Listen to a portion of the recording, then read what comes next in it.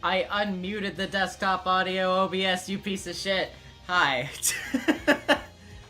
How's it going, everybody? Before I start anything else, Nightmare Luna 69, thank you for renewing your channel membership. And Borklaser 9000, thank you for renewing your channel membership as well. Yeah. We're getting deep into this game now, huh? It's almost like things are gonna ramp up soon or something. At least, I think so. That's usually how it goes. Yeah, I really don't have anything else to say in particular to start us off. So I guess we'll just kind of get right into it. Oh, I should say, though, that I am working on a bit of a small video that's gonna be, well, small, relative, quote-unquote, small video that will be coming out this month. Should be within, oh, I don't know, like the next 10 days or so, something like that. Keep an eye out for it. It'll be pretty cool. Might be about a funny murder mystery game of some sort. I'm not sure. Don't look into it too much. Okay, yeah. Enough stalling. Let's go hauling.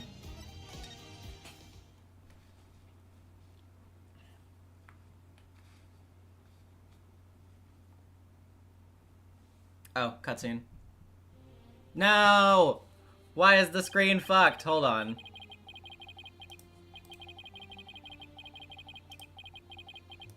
You get over there. Okay, thank you. That incident perfectly symbolized the state of the legal world in this dark age of the law. Mr. Wright brought it to a resolution of sorts.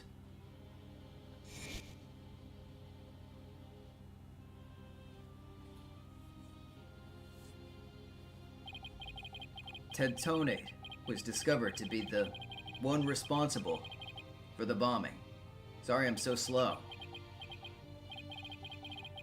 If only it were that simple. Somehow, I can't help but think.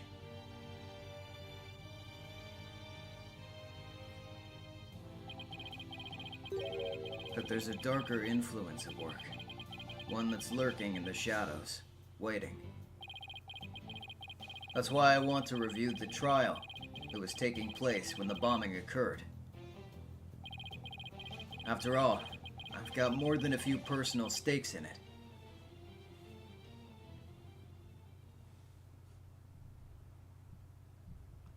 The cosmic turnabout. Alright, yeah, so we're finally getting back to the stuff that was happening towards the beginning of the game. That's fun. Oh, no, it's another cutscene.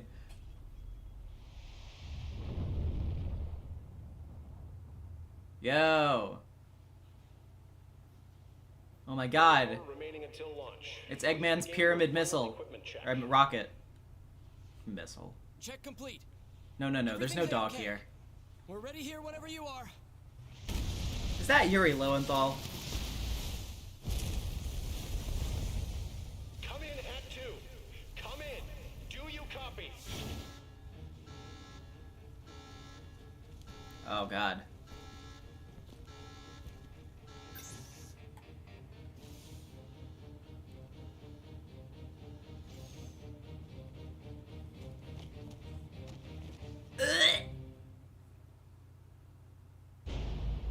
Oh no! He got stabbed with a USB drive!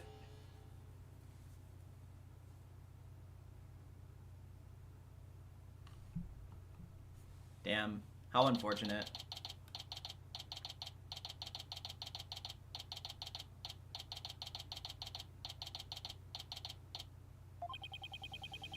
Time for another trial to begin. But this one's different. Dot dot dot dot dot dot dot dot dot dot. Who? Sorry to bother you, but... Oh, okay, it's Juniper. Are you alright, Apollo? Ah! Was I making a scary face just now? Oh, hi Juniper. Yes, I'm fine. I was just doing my, cords of steel exercises. Now I'm all ready to go. Yes. Knowing you, I'm sure you'll be just fine. Oh, I brought you a present from my garden.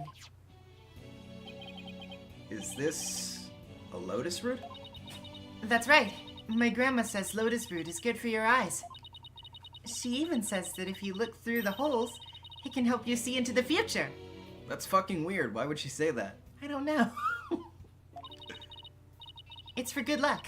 Maybe later you can cook it and... Thanks for this. I'm gonna have some right now. Oh my!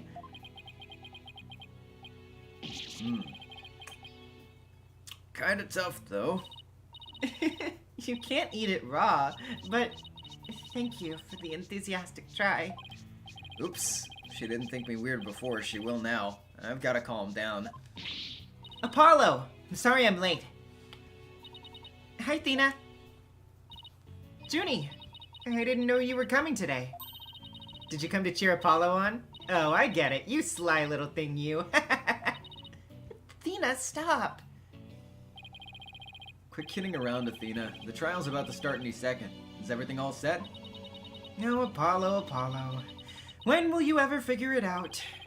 Figure out what? Oh wait, that's not Athena. Who's... What is that? Wow, that was the long... Oh, okay, it was just a sigh! World's strangest sigh. Wow, that was the longest sigh I've ever heard. And the weirdest, too. Oh? Who's this? This is it. It's all over for me. They're gonna find me guilty. What? This is our client, one Mr. Solomon Soul Starbuck. He looks like Larry with a paintbrush for a head. He's a very famous astronaut who happens to be an acquaintance of mine. You wouldn't know it right now, but he's usually a very upbeat and driven person. The scene of the crime this time happened to be the Cosmos Space Center.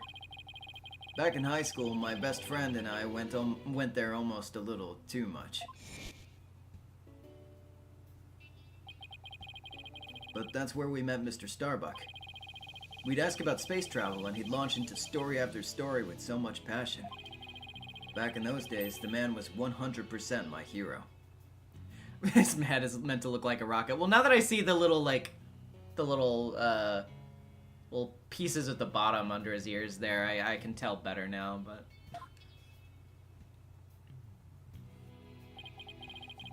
Are you sure you're okay with being my lawyer, Apollo? Of course I'm sure. I know you, Mr. Starbuck. I know you're not the type to commit murder. Thanks, but... I was supposed to be in space right about now.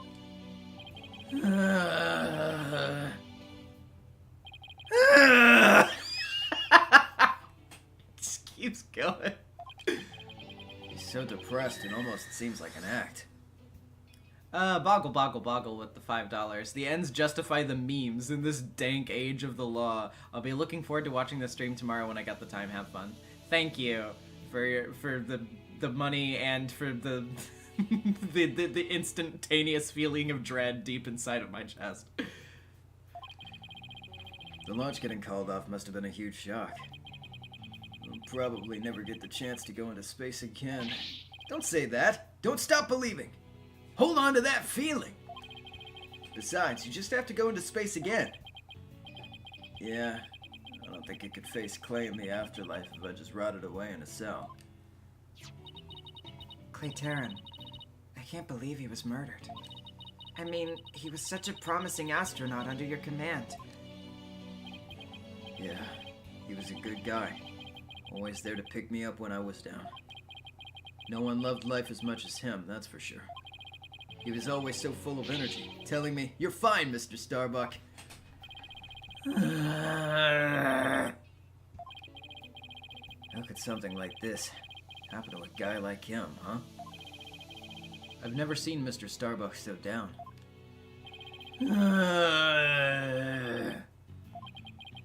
Clay's gone, and I'm going to prison. I wish I could burn up like a shooting star right now.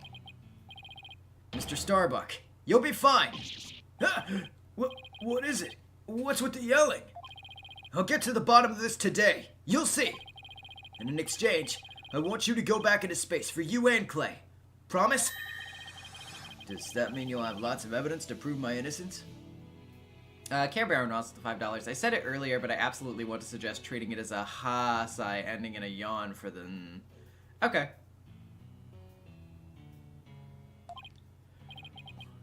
Oh, well, about that. We didn't get to investigate the area as much as I'd have liked, thanks to the police. I'm done for. I'm a goner. Everybody thinks I did it. Thought I was gonna soar like a comet, but I'm just gonna crash like a meteorite. No! Don't say that, Mr. Starbuck! Don't count yourself out yet. I know it's hard to lose a teammate, but you've got to keep going. And what about you, Apollo? What about me? I was just thinking, wasn't Clay your best friend? We need to focus on the trial right now. You all ready to go? Apollo... The trial's about to begin, and if the defense would please proceed into the courtroom. Okay! Here we go! This is it. This is one trial I can't afford to lose. Isn't he your best friend, Apollo? First I've heard of him, but apparently. And just go with it. Just go with it. For Clay's sake, and our clients, I will find Clay's killer.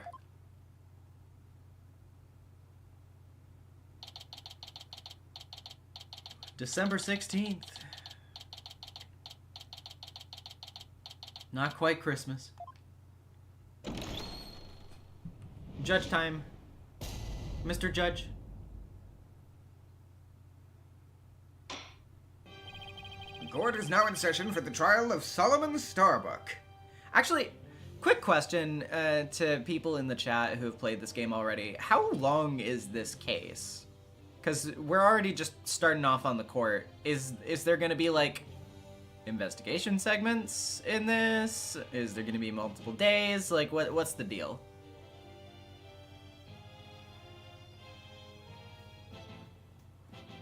Okay, there is a latter half.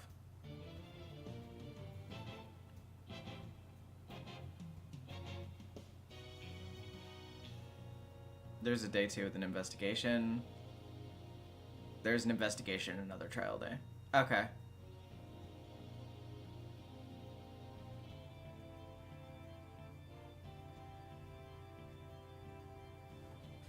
Okay. I gotcha. The defense is ready, Your Honor. Excuse me, Mr. Justice. Yes, Your Honor? What happened to your eye? I'm fine. The defense is ready, Your Honor. Are you sure? I don't... I'm fine, Your Honor. The defense is ready. I'm sorry, Your Honor. He's been like this since yesterday. He keeps insisting it's just a sty. I suppose it's something he doesn't want to discuss. Maybe he's entering a touchy age. Very well. And the prosecution?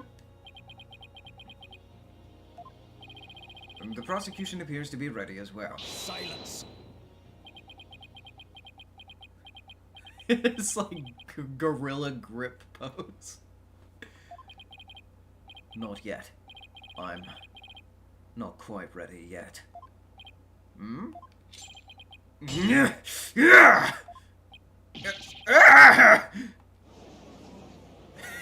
It just, he has to like fucking flex right at the beginning. The prosecution is now ready. Well, it didn't take him long this time. What's up with Blackwell? Now then, I shall give the opening statement. Silence. Just totally blank. I'll do it. You will? What an unexpected surprise. This time I can't leave it to anyone else. I see. Something is off with the two of you today. You both seem different somehow.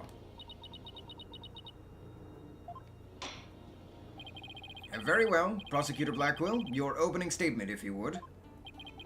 It was just yesterday. The crimes in question occurred at the Cosmos Space Center. Ah, that famous federal research facility of all things related to astrology, right? Yes, that's a space center. It's generally what you do there. Astronomy. It's astronomy.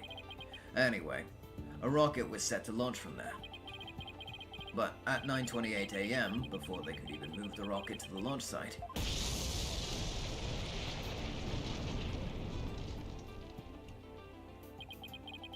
two explosive devices were detonated, and the launch was cancelled. My word, 2 bombs? Oh, dreadful. The defendant in today's trial is charged with both the bombing and with the murder. One Mr. Solomon Starbuck. For whatever inane reason, he detonated a bomb on the rocket he himself would be in. Solomon Starbuck? I recognize that name. Isn't he that famous astronaut? Incorrect, Your Boldness. Mr. Starbuck was the pilot of the Hat-1 rocket seven years ago. As you may recall, despite some interstellar trouble, his mission was a success. Some say it was a miracle he returned alive. I suppose you could say he's a living legend. Care Brown Russ with the $5. Going back to Clay for a sec, sometimes I like to think before every game Apollo gets backstory revolutioned like he landed on a Bowser space in Mario Party. You get a new story now. No, wait! He like wakes up on the floor and he's like, ugh. Oh my god, I had a best friend. Oh, I remember now. He's become something of an international celebrity, right? Yo, what? The fucking movie poster? This looks like a fucking key art for like a Gundam series. They even turned that incident into a movie and everything. We've got a real space pioneer in court today. But even heroes tumble from their lofty heights. Returning to the subject at hand. Ah, yes. The victim was one Mr. Clay Terran, a subordinate of the defendant. Indeed. A loyal disciple brutally stabbed to death by his mentor. Stabbed to death, you say? You mean his death wasn't a result of the bombing? Correct. Despite his lofty dreams, the victim was seen as an interloper by the defendant. And so, he was sent not into space, but to the universe which we mortals cannot see. Clay. I think I've heard enough. This case seems pretty clear-cut at this point. However, there is one thing I'm curious about. That metal box next to the witness stand. What purpose does it serve exactly? Oh, well, you see, I'm hiding a bomb in it. Since you asked so nicely, it's your coffin. Ah! Have mercy on me! I jest. It's evidence. He does the, like, the, at the, just kidding, bleh. Due to its immense size, we've little choice but to lay it where it rests now. We shall get to the contents of the box in due time. Phew. I feel like I just lost 50 years off my life. Does he even have 50 years left? Inner monologue, Athena. Inner monologue. Enough jabbering. Bobby Fulbright's the name. In justice we trust. Ah, Detective Fulbright. Very well then. Please explain the details of this incident to the court, if you would. On it. First, take a look at this pamphlet from the Cosmos Space Center. In it, you'll find a diagram outlining the overall layout of the Space Center. Care Bear and also the $2. Just kidding. The judge's beard falls off. Okay. Here we are. For a more detailed look at what's on the left side of this building, take a look at this cross-section that we, the police, have created.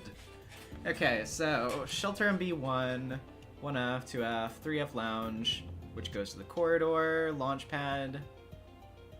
Okay, got it. See the launch pad in the main building? The launch pad is the square building, and the rounded structure is the main building, right? You got it. Oh, wait, who just said that? Oh, that was the judge. Wow, your impression of me is really good, Judge.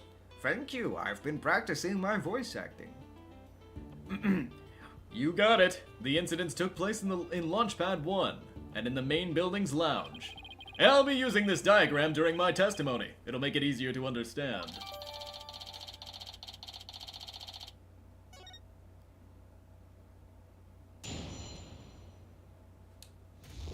Where does the rocket go? That's right, the square building. Where does the knife go? The square building. Like, just imagining, like, Blackwell sitting there, like, with the face, like, oh, no, no, no, every time they say the square building. Just before the rocket was set to launch, 2 bombs went off. Boom! Boom! One on the second floor of the Space Center's main building, and one in Launchpad 1. Thankfully, only the 2 astronauts were in Launchpad 1 at the time. The 2 of them managed to make it back as far as the boarding lounge. But after the escape, one of the 2 was found stabbed to death. A murder on top of a bombing. Detective, the victim was already dead by the time you arrived at the lounge, correct? Yep. Thinking he'd sabotage the bombing, the defendant killed him right there in the rocket. Just look at this tragic photo! Oh my! Is that a USB drive? I mean a knife in the victim's chest? Yes, Your Honor. It's the knife that cruelly ended this young man's dreams. We couldn't get any prints off of it, though, because the defendant was in his spacesuit. By the way, Detective Fulbright, why are the victim's helmet and right glove absent in this photograph? We had to remove them to identify him, Your Honor. I personally removed his glove during the investigation. We had to get his fingerprints to confirm his identity, after all. Yes, it would be very difficult to identify him without a face or fingerprints. Now, there's just one more thing I'd like to inquire about. What is this round thing next to the victim in this photograph? Something so important to the victim, he took it with him as he escaped the launch pad. A capsule that apparently contains asteroid samples. Well, obviously valuable for research purposes. It has no relation to this case. I see. So, we know that the bomb in the main building was on the second floor. But where was the bomb that was in Launchpad 1 located? That one was on the rocket itself. It was situated around the central part of the rocket. Apparently, the area around the launch pad's elevator was a sea of flames. I'd like to submit this diagram report into the record. The trial's just started and we're already in a bind. Get used to it. Besides, that's what cross-examination's for, right? What the 2 astronauts were doing during the bombing. That'll be the key.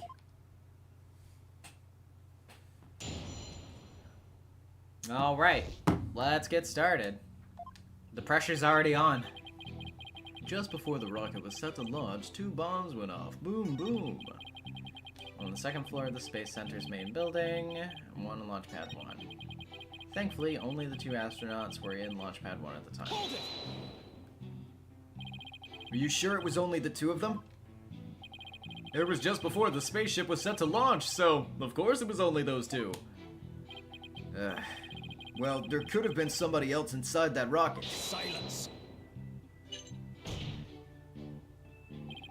The notion of a third party in Launchpad 1's utterly absurd. Just to enter the area from the lounge, one must pass through a door guarded by fingerprint recognition device.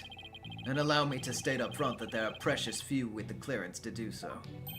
A fingerprint recognition device? It sounds as futuristic and complex as a space center. Actually, it's not as amazing as you think, Your Honor. Take a look at this photo. This is the door in the lounge with the fingerprint lock.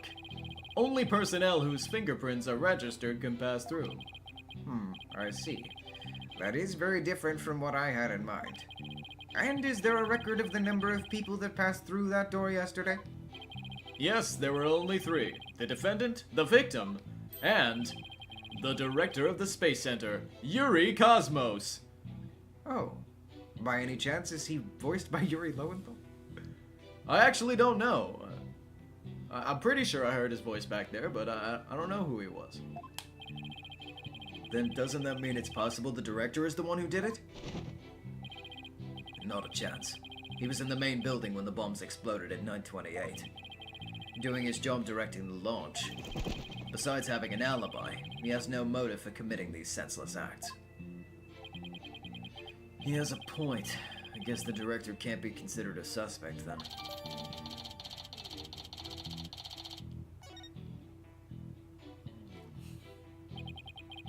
The 2 of them managed to make it back as far as the boarding lounge. Hold it! So while it would appear that the pair barely escaped with their lives, in actuality, one of them had already been murdered inside the rocket. That's the angle the prosecution wants to push, correct?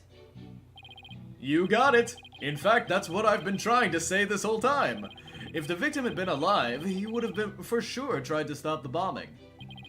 Is there any chance Mr. Terran could have been killed before he boarded the rocket?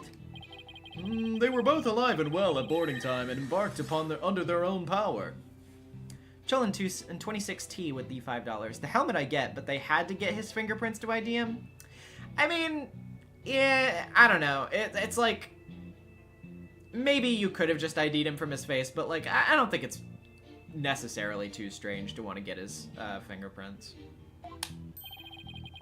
Their hearts full of hopes and dreams of space. And then both of their hopes and dreams were dashed. If I may continue my explanation, after the evacuation order was given, the defendant made his escape, carrying the victim to make it look like a rescue. But after the escape, one of the 2 was found stabbed to death. Hold it! And who was the first to find the victim? Actually, there were 2 of them. The Space Center director, Yuri Cosmos, and Detective Candace Arm. Oh yeah, you. One of them was a detective? Yep, Detective Arms specializes in bombings, you see. She and the director were ordering the evacuation following the explosions. They were also worried about the astronauts, so they hurried over to the boarding lounge. That's when they discovered the victim along with the defendant. 2 witnesses, huh? And one of them is a detective. I doubt either one would have anything to say that would help me. Especially not if one of them gets bludgeoned with a bomb anytime soon. Jesus Christ. It's like he's trying to give us as little information as possible. Maybe Prosecutor Blackwell's got his tongue. Well, don't let that hold you back. Keep pressing until we get what we need. Okay, I'm just gonna press the statements that I haven't already. How powerful were the explosions? Well, the one in the main building wasn't strong enough to bring the place down. But the room it went off in was burned black.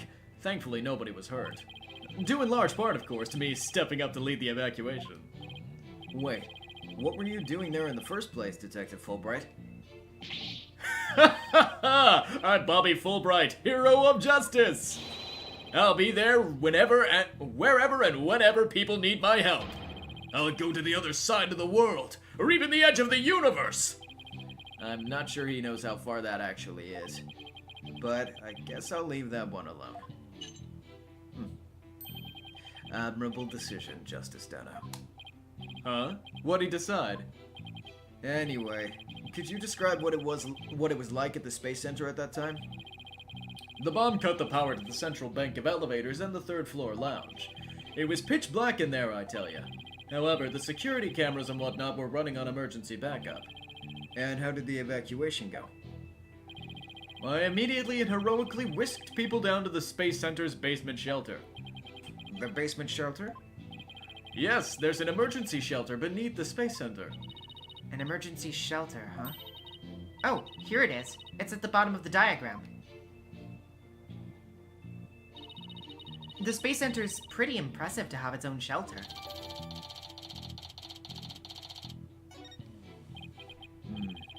The power outage and evacuation seem unrelated to the murder at this point. I guess I'll leave that aside for now.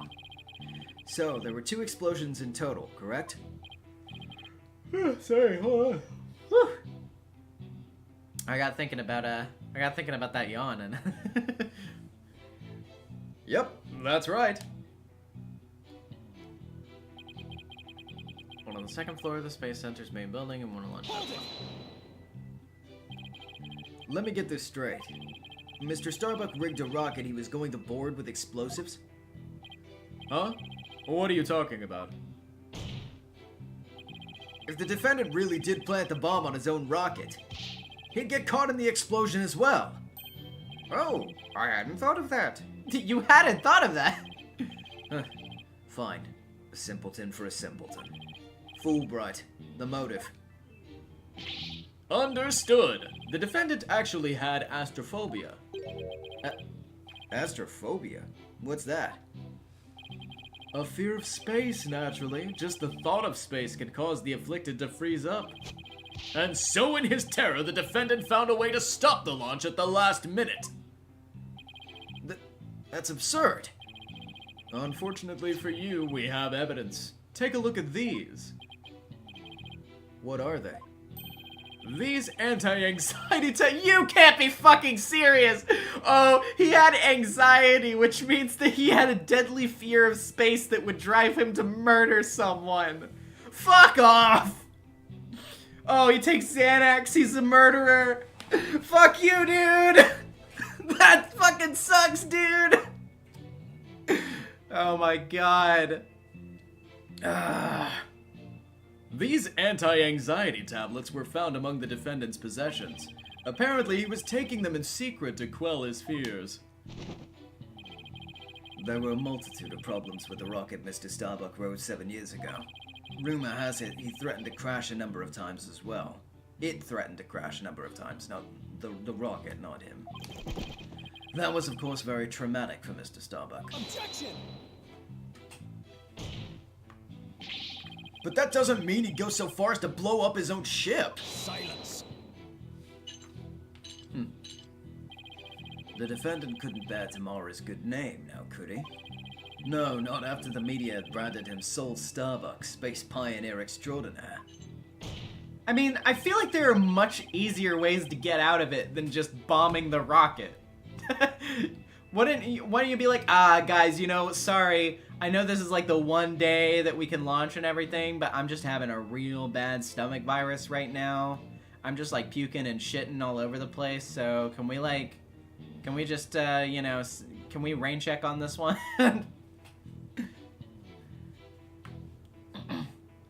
Given these conditions, the defendant could hardly run away like some base mutt. What, so that's why you think he resorted to the bombing? Naturally. He constructed this act of sabotage in an attempt to blow up the space center, which would effectively abort the launch, but spare his reputation.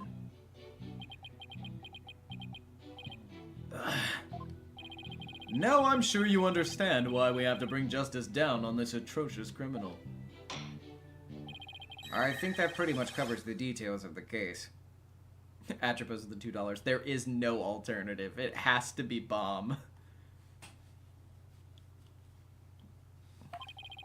Only the victim and the defendant were on the launch pad when the former was killed. If this is the truth, then only Mr. Starbuck could have carried out the crime. What little I could get out of him only hurt my case. Justice, Dono.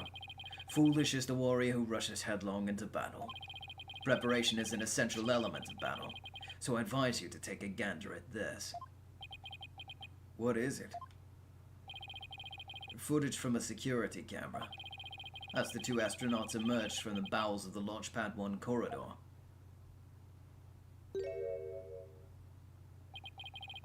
The boarding lounge security camera captured their desperate escape. Now, I would direct your attention to what the defendant is shouldering, which you can see is none other than the lifeless body of the victim. What?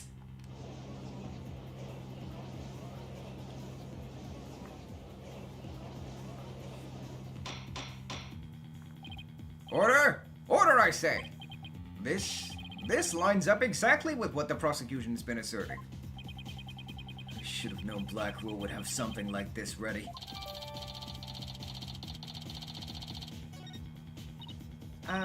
Apollo? How exactly did they determine that Clay was already gone in that footage? Ah, I see what you mean.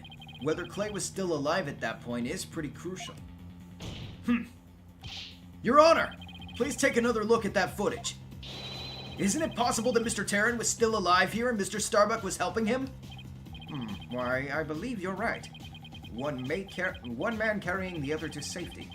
What a beautiful expression of friendship. Silence. Perhaps that's what it looks like to a one-eyed hothead and dotard. But it only makes sense if it's the victim's dead body. What do you mean? Fulbright, explain it to Justice, Dono. You got it! Ready, kid? If the murder had occurred in the lounge, someone could have spotted it. Anyone can enter the lounge, after all. But doing it while they were alone in the spaceship? That's a horse of a different color. Objection. But you can't deny that there's a possibility the murder could have happened in the lounge. All that video shows is a man helping his fellow astronaut out. Silence. Your assertion is based on emotion. It's based in your belief that Mr. Starbuck would surely help his own disciple. But you have no logical explanation as to why the victim could still be alive. Unfortunately, Mr. Justice, the prosecution is right. Your argument is lacking in sound logic. Judge just whiplashing back and forth. You know, I think you're right, Apollo. Wait, you know, I think you're right, Blackwell. Wait. Somebody in the gallery is like, but what if that's just a person that's shaped like an astronaut suit and it's not really the victim? The judge is like, wait, you might be onto something. It sounded perfectly logical to me. Well, Mr. Justice, if you have no further objections, I believe it's time to bring this cross-examination to a close. Objections? Well, Athena! Your Honor, the defense requests a little time to think and regroup. Given the facts, I'm not sure I see the need. What is it, Athena? It's just, there's something that's been bothering me. If it isn't the defense stalling for time, as always. Very well. I'm feeling generous. You may have a small measure of time. Yes! You have 5 seconds. Ooh, 5 seconds?! After that, I declare this cross-examination to be closed, and a verdict to be rendered. Your boldness, raise your gavel high. It's time for a countdown. Oh! Oh! Hold on, I'll get it out. Yes, I've got it. Ready? Smacks my desk. I did not mean to hit it that hard. It's fine. There's no problem.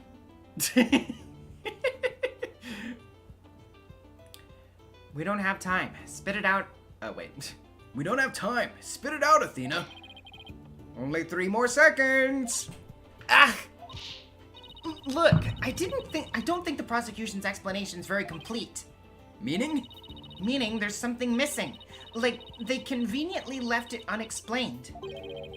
Something they didn't explain. Something they didn't explain. Ah, you're right! I think I know what you're talking about. Couldn't you use your actual gavel? Yes, that's what I used. That is what I hit with. Your 5 seconds are up, Mr. Justice. Is there anything about the prosecution's argument that you'd like to rebut? Yes, Your Honor. Actually, there is. There's something the prosecution has yet to make clear to this court. Well, if you put it that way. What is it that the prosecution has failed to explain? Okay, let's see. I mean, yeah, I guess they really haven't mentioned anything about why the body was moved. Because as for the motive, they basically just chalked it up to, oh, he had anxiety about the rocket, and he noticed that he was gonna try to bomb the rocket, so he had to kill him. So, yeah, I think it's probably gonna be those. They failed to explain why Mr. Starbuck would bother bringing the body back at all. If the defendant wanted to kill the victim, why didn't he just leave his body in the rocket?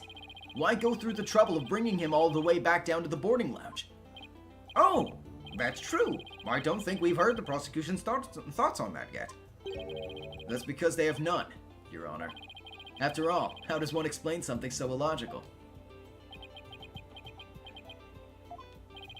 The prosecution's claiming that the defendant moved the victim's dead body. But what if the entire premise of that argument's wrong? Then let's hear your theory, Mr. Justice. The defense proposes that the defendant didn't kill the victim. He was helping him. Ah! Fulbright, explain it for our sad friend here before I nod off to his monotone monologue. Inform him exactly why Spaceboy moved the victim. Huh? They've got to be joking. It's simple. Mr. Starbuck did what he did to direct suspicion away from himself. He wanted to create the impression he'd heroically risked his life to save his partner. That's why he made sure to make it to the security camera so there'd be a record.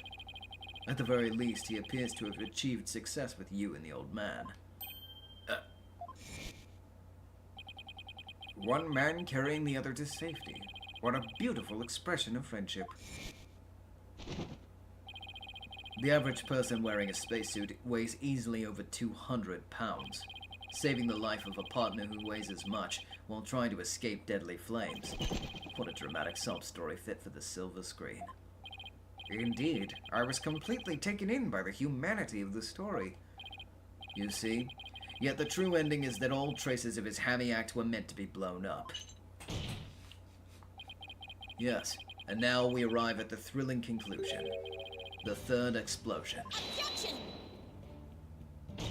What are you talking about? There was no third explosion! Silence. Indeed, you're correct. But that is thanks to Detective Arm. It was she who identified and secured the bomb. However, it doesn't change the fact that the third bomb was discovered in the lounge.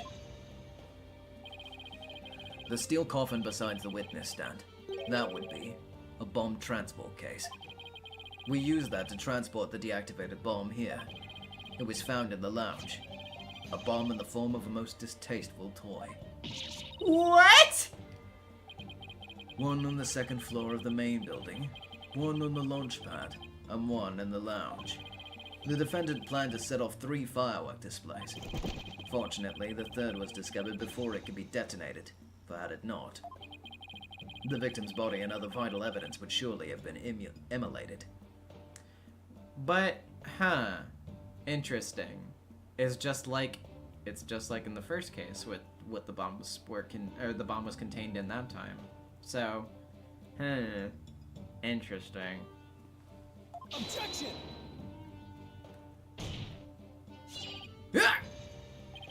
Before you utter a word, note that the evidence supports me. It's like he's reading my mind. As it's still undergoing forensic investigation, I do not have the evidence on hand. However, know that a peculiar item was found in one of Mr. Starbuck's pockets. Specifically, a bomb detonation switch. You found what?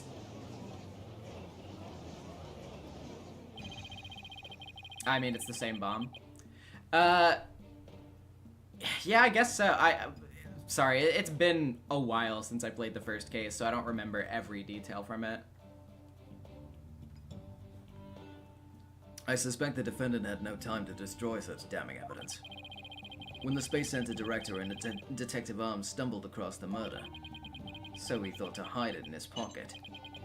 Feeble-brained that he is. No, Mr. Starbuck would never do anything like that. Oh yeah, I recognize Candace, yeah. Ah!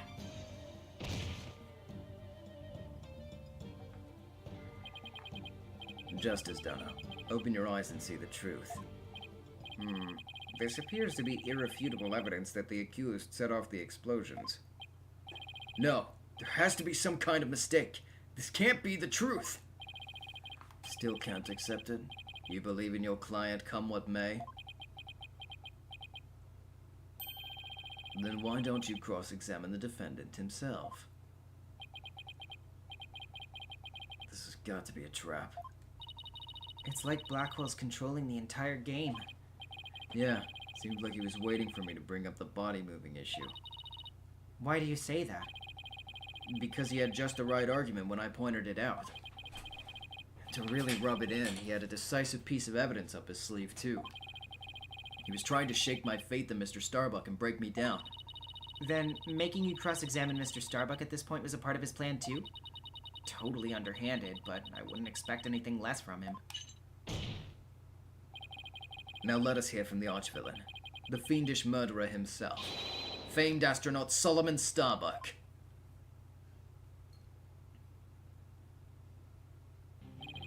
Witness, your name and occupation, please. Solomon Starbuck, astronaut. How did this happen? Mr. Starbuck, you aren't looking very well. Will you be able to give testimony? No.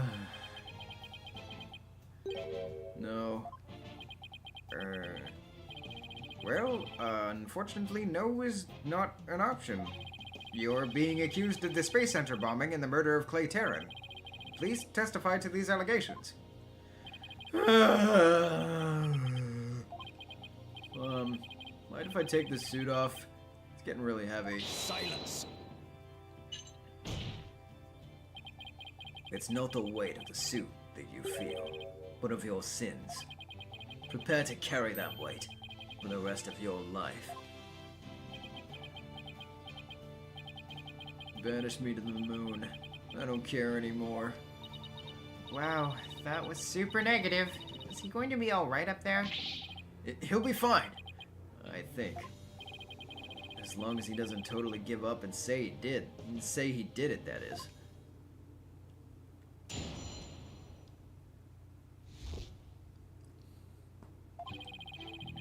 All I did was support Clay over my shoulder and get us out of the rocket. Like always, I took the elevator down to the middle level and headed for the corridor. Clay had passed out by the time we got to the order to evacuate. I didn't kill Clay. I was trying to save him. So you assert you didn't set off the bombs or murder the victim? But I bet you think I'm lying, right? I reserve all judgment until I've heard your full testimony. I'm sure you don't believe me. Oh my god. Every time I try to do it, it's just making me yawn for real. I bet you don't even believe I'm an astronaut. I don't think the judge doubts that. Who'd wear a suit like that except an astronaut? I will say that when I saw you in that movie, you appeared quite courageous, though I suppose reality never quite lives up to fantasy. I guess I'm just a big disappointment. I really don't care what happens anymore. No, he's completely given up.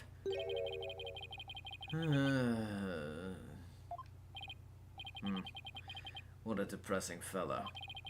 If he were to join me in the clink, I imagine that annoying sighing of yours would rub off on the other inmates. Like how it rubbed off on Prosecutor Blackwell a second ago? That was Blackwell sighing? Mr. Starbucks... Oh my god. God damn. Keeps hitting me now. Mr. Starbucks' testimony contains a glaring contradiction. The question is, what does it mean? Even if Mr. Starbuck is my client, I can't be gun-shy now. It's time to find out the truth.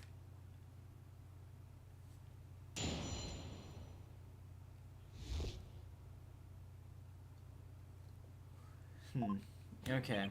Well, there isn't a ton to work with on this one, I guess. So I guess I'll just press on everything, see what I can get. So what you're saying is that the victim was still alive at that time? Of course. He was alive and well. Silence.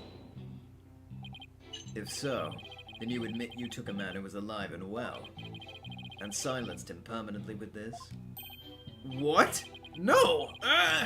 Black hole confirmed. Dead ahead. It's no good, Captain! I'm getting sucked in! Objection! Mr. Starbuck, you're not in space. Please give your testimony seriously. It was just nerves, but maybe I shouldn't have said he was alive and well. It was more like he was slumped over. Those are complete opposite ends of the spectrum. Like always, took the elevator down to the middle level and headed for the corridor. Is that the elevator inside the launch pad area? That's right. We always use it to get to and from the cockpit. That makes sense. So he was just using the route he always used.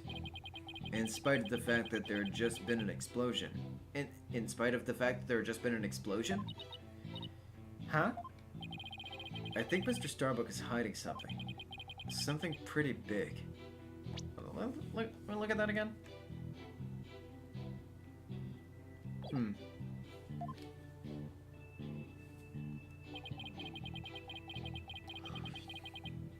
Hold it! Passed out. Why was he passed out?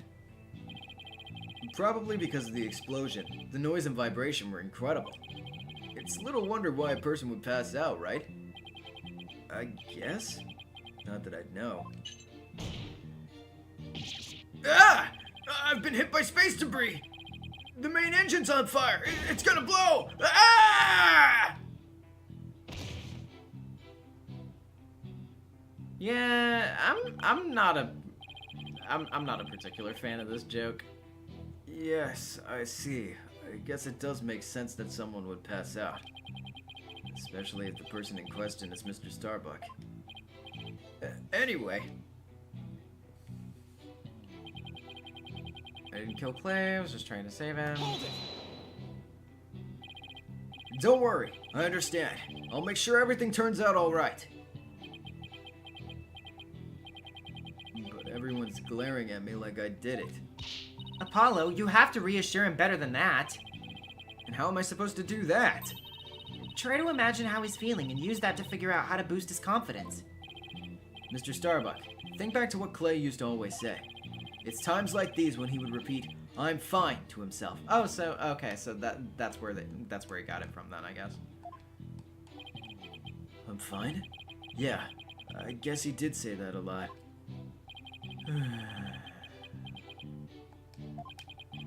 But even if I shout it, Clay will still be dead. What's the use?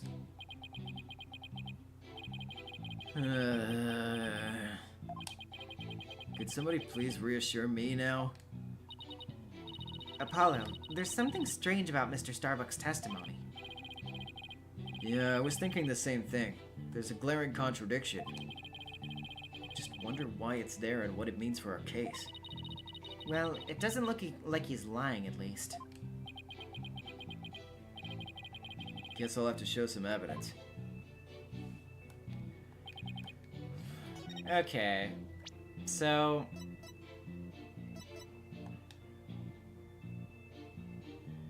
yeah. Let's give it a shot. Objection! Mr. Starbuck, I need your testimony to be as accurate as possible. Was I not being accurate? No, because it's impossible for you to have taken the elevator down to the middle level. What makes you say that, Mr. Justice? Please recall where the bomb went off in Launchpad 1. Also, recall that after the explosion, the middle level elevator was engulfed in flames. Oh, you're right, which means... Exactly. The Launchpad's elevator would have been unusable. In other words... Mr. Starbuck, your statement is decidedly inconsistent with the facts. The helmet? What's with the helmet? Ah! Mission Command! Mission Command, do you read me? Come in, please! Objection! This is Mission Command. I order you to pay attention! Stop this nonsense and answer my questions, Mr. Starbuck! Ah! The disappearing helmet. My helmet! Ah! My oxygen tank! Oxygen concentration and body temperature declining. Requesting medical assistance. Ah!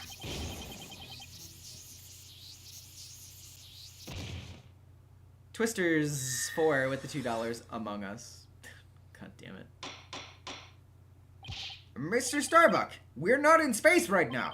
Please stop pretending you've lost consciousness and stand back up. I apologize, Your Honor. I forgot I was still on Earth. I feel like we all just got a real glimpse of Solomon Starbuck the astronaut. Yeah, he seems more like an astronaut now than when he was doing all that sighing. Mr. Starbuck, could you please explain the inconsistency in your statement? About how you used the middle-level elevator? I was nervous, and I said the wrong thing. I'm sorry. I actually, took a different route, I think. A different route?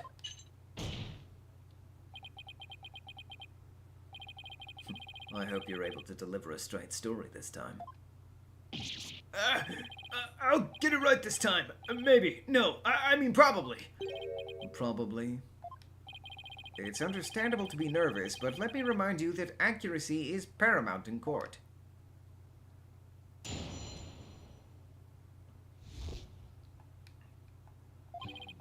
Let's see. My escape route. What I said before was a mistake. I remember now. I took a different route. Maybe... probably. With the capsule and Clay in my arms, I made my way down from the upper level. So you're saying you escaped without using the elevator? That's right. There's a ladder that spans the upper and middle levels. I used that ladder to get to the middle level. Luckily, the fire hadn't reached the ladder, so we could make our escape that way. And the capsule you mentioned. I suppose you mean the thing next to Mr. Terran here? Was the capsule that important that you'd risk your life to take it with you? It almost goes without saying, but yeah, that capsule contains asteroid samples. Therefore, it's invaluable as research material. With his spacesuit on, Clay weighed a ton, but securing the capsule was also important. I need you to answer to the best of your ability. Mr. Starbuck, please remember that your verdict is riding on your testimony.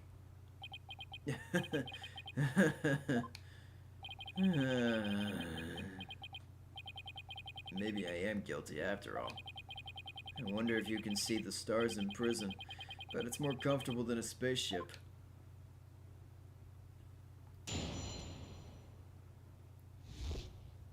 Huh.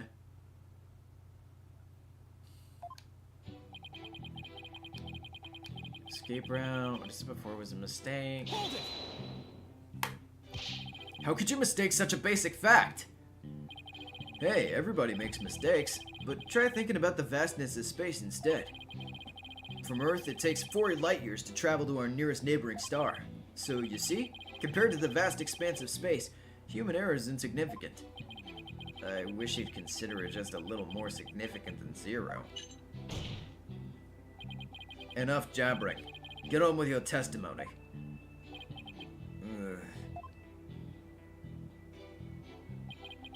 Ugh. I remember now. I took a different route. Maybe. Probably.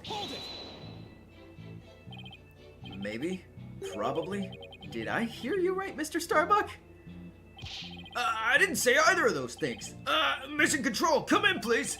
An error has occurred in the sound system. Activate the emergency tin can telephone. Oh, no! Tin can telephones are ineffective in the vacuum of space! Silence.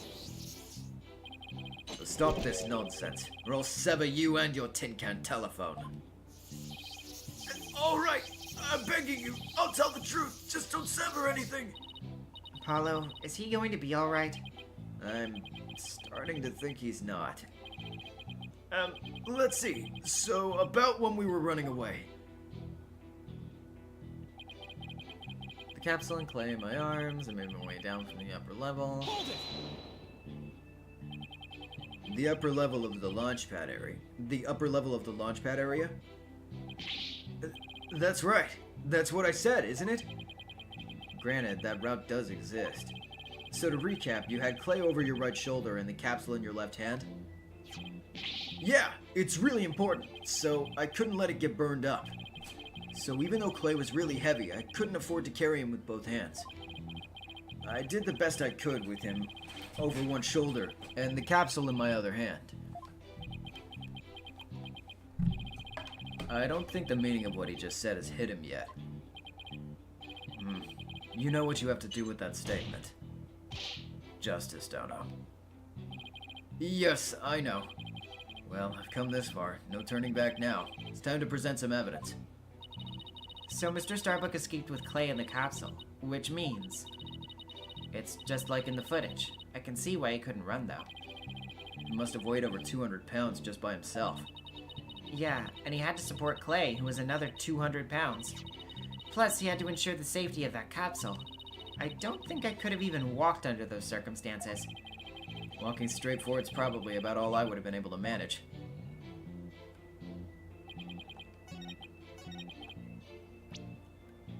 Okay. I wonder what piece of evidence it is, though. I mean, I guess I would have to assume that it's just the picture of them.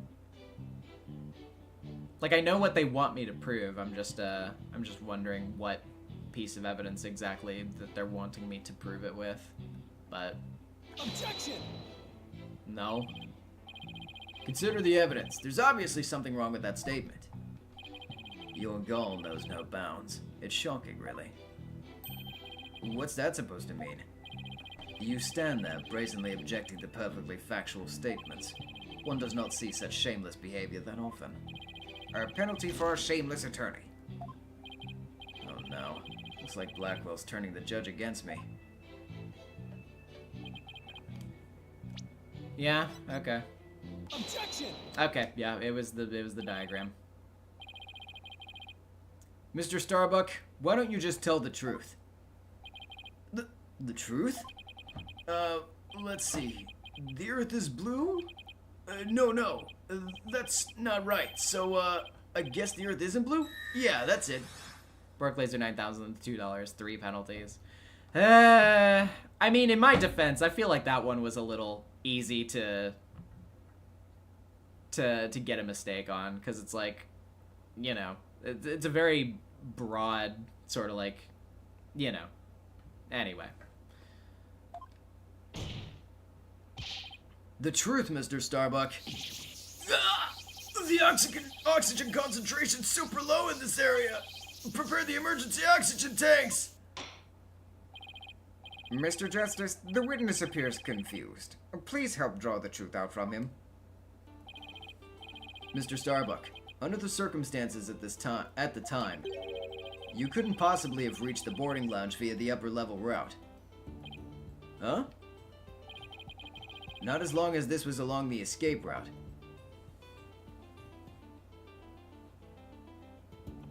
Well, I mean, huh?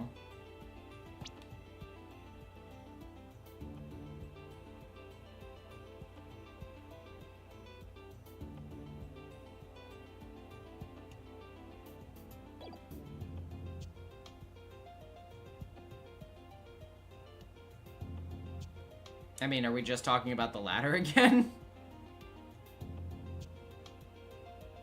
Okay, yeah. I mean, I feel like it's... Sorry, I just get a little frustrated that it's like, okay, present the ladder to get the thing. Okay, now present the ladder again.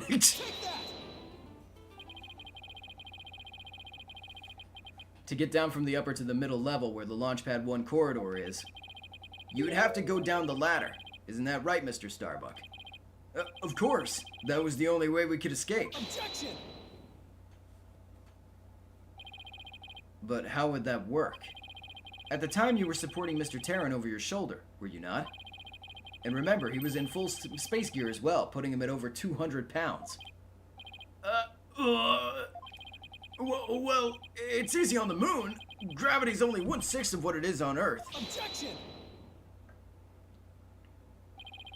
But the Space Center's located on Earth. Short of being an octopus, climbing down a ladder with an adult male in space gear in one arm, while carrying the capsule in your other, is impossible, wouldn't you say? Oh! So, Mr. Starbuck, how exactly did you climb down that ladder with your arms full? Ah! Mr. Starbuck, come clean and tell us the truth. Now! Ah! Engineer! Where's that engineer? Oxygen leak detected due to faulty maintenance. Evacuate immediately! What the? He's flying the coop? Ah! Help! I'm caught on the ceiling! Help? Anyone? Bailiff, prepare the cherry picker. We must launch our rescue mission at once. Well, that's one way to take off while being questioned. I'd rather prove his innocence so he can go to space again someday for real.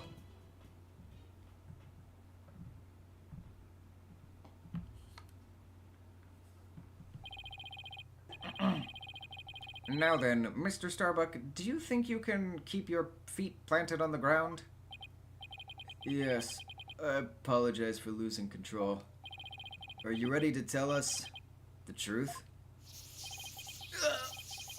Not that. Anything but that. What is going on? This isn't the Mr. Starbuck I know. It appears Spaceboy is prone to deception. Witness. Yikes! Yes? I thought your story odd, but perhaps the inconsistencies can be explained as the result of a medical side effect. Ah! Prosecutor Blackwell, please! Please don't talk about that! What are you talking about, Prosecutor Blackwell? Didn't I already state that Spaceboy is, ironically, terrified of going into space? That's why he took some precautions just before the launch. For you see, traces of this anti-anxiety drug were found in his system. Oh? I sense things are about to nosedive. You got it all wrong. I told him during the investigation, too. I don't know anything about any drugs. I never took any medication, I swear. If it was found in his system, but he doesn't remember taking it? It was found in his system, but he doesn't remember taking it? How could that be? Somebody must have slipped them to me. But I guess that's maybe why I don't remember. Because of the side effects. Yeah, that's why I don't remember much about what really happened. What? What the fu- Yeah, yeah, Jesus Christ, dude, what? Okay. Yeah, that's definitely how that works. Oh my god. What?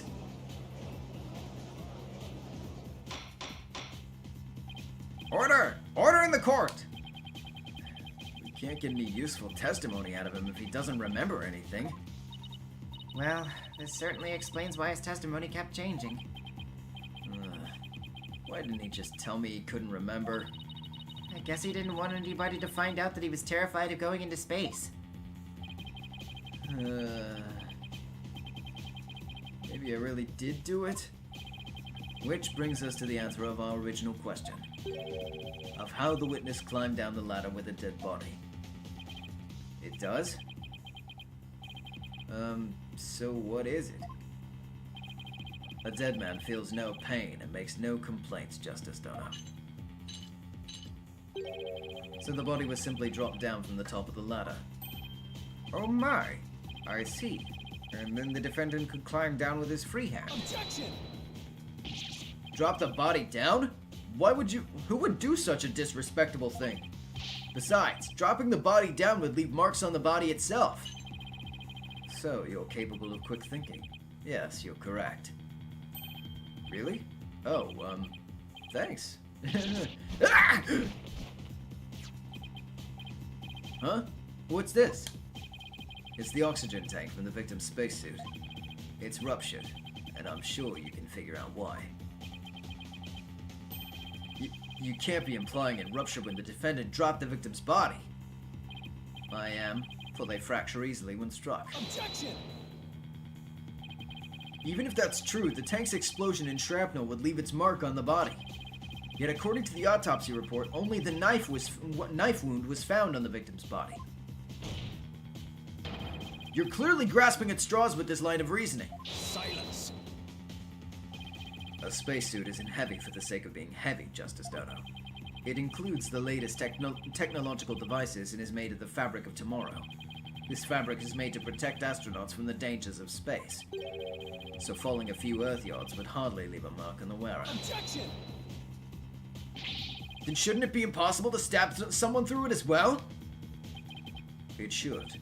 And yet, through sheer coincidence, the knife slipped through a weak spot in the suit's structure and found its way to its target. What are the chances? You forget that our killer is an astronaut himself with knowledge of how the suit works. He's got me there. And now my argument has been proven. Spaceboy killed the victim in the rocket, then dropped his body from the upper level. After climbing down, he shouldered the body and made sure the camera recorded them. There's no room for debate about these facts. It's clear that Solomon Starbuck is the only one who could have killed Clay Tarrant. Yeah! Yeah, the report regarding the astronauts' oxygen tanks. Consider it my send-off gift. Feel free to use it as payment to cross the river Styx.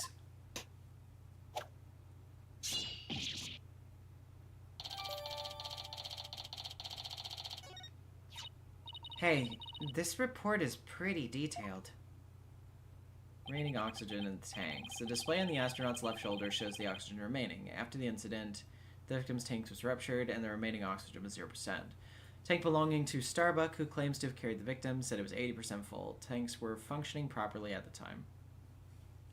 Let's see. The display on the astronaut's left shoulder shows the oxygen remaining. Guess that means these glowing cyan digits represent the amount of oxygen in the tank. I'm done for. I'm going to prison instead of space! Space boy. Yes? Take heart. The bejeweled night sky is still beautiful even when viewed through bars. You mean the stars are seen from prison?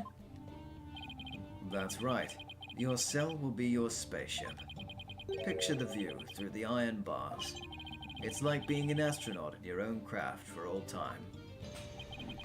That's not a half-bad thought.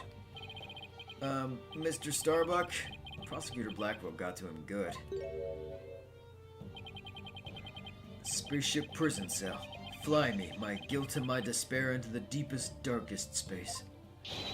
And then, let's get sucked into a black hole together! Objection! Mr. Starbuck, you can't give up hope! Oh! Yes, Apollo? You know, Clay really looked up to you. He said you're an incredible man. He said you'd never give up your dreams and passion for space, no matter the situation. He said that? So don't give up now and help me prove your innocence. For the sake of the man who respected you and believed in you. Clay Terran! For Clay. You're wasting your breath.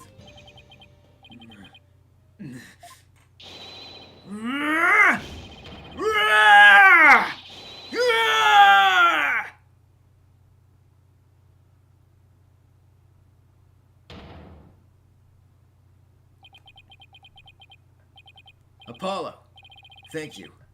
I can see things clearly now.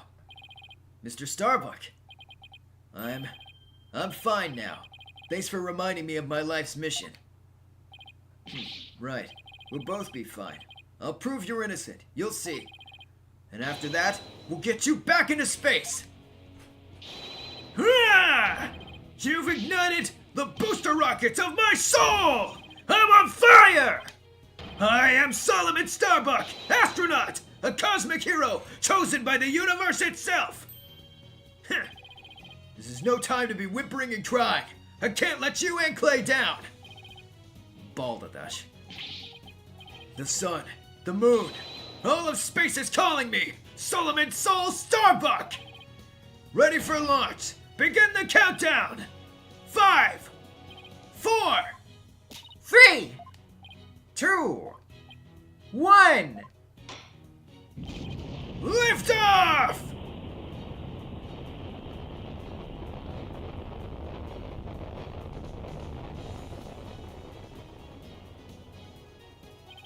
Well, I feel like I've witnessed an actual rocket launch.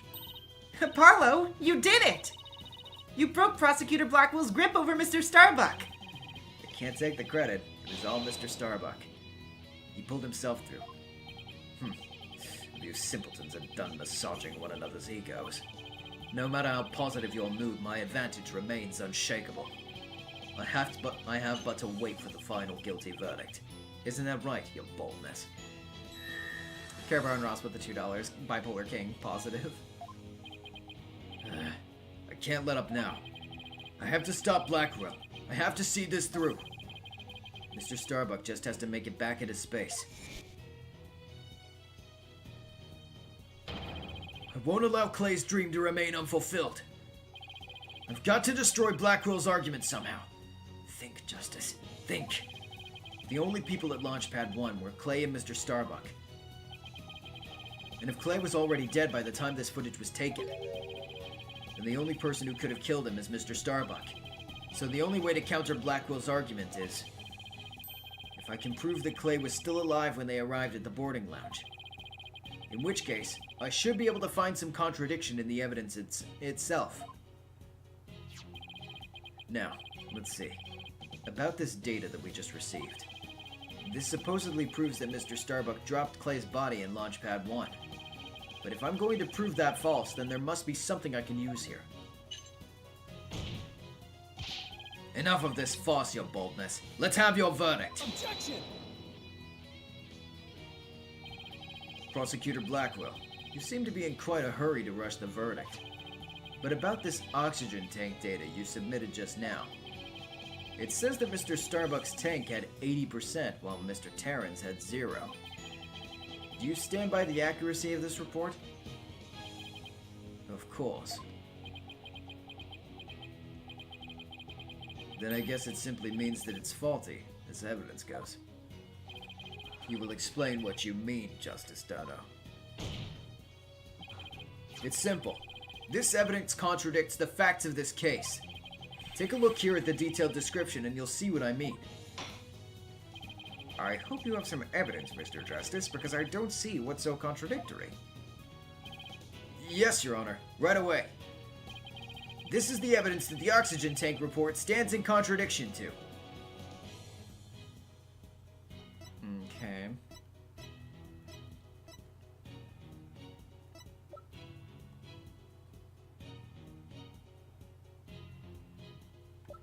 Sure. Check this again real quick.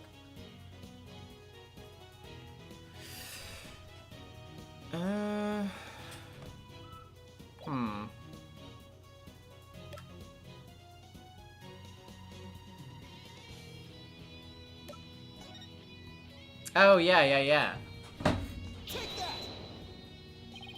And how does this evidence present a contradiction? The problem is this part here. Yep. And just... Note the remaining oxygen in Mr. Starbuck's tank as he carries Mr. Terran.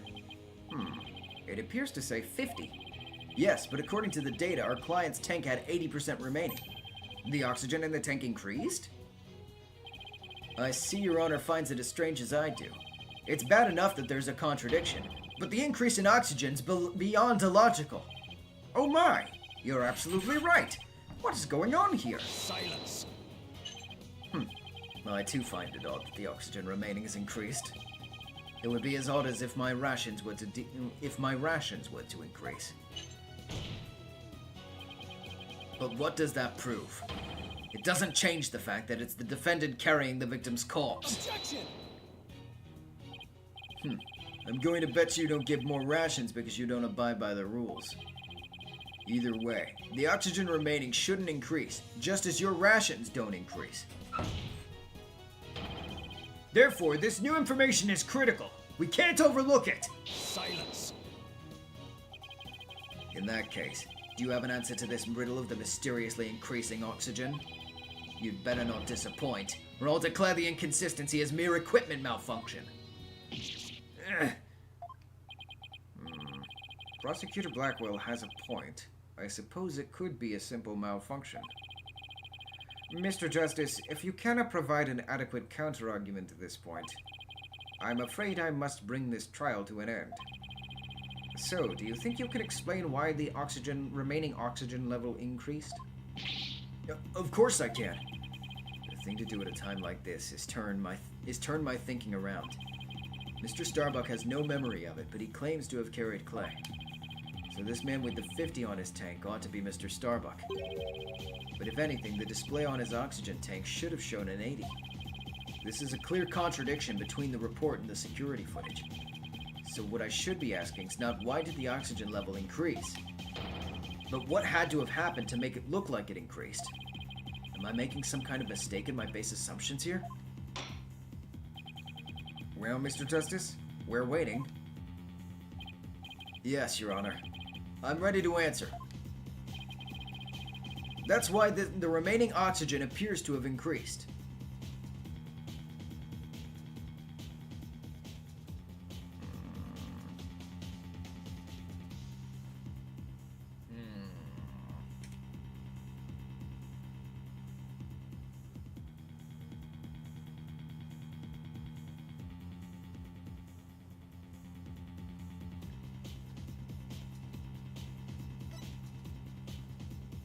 I was kind of starting to suspect this, so let's see.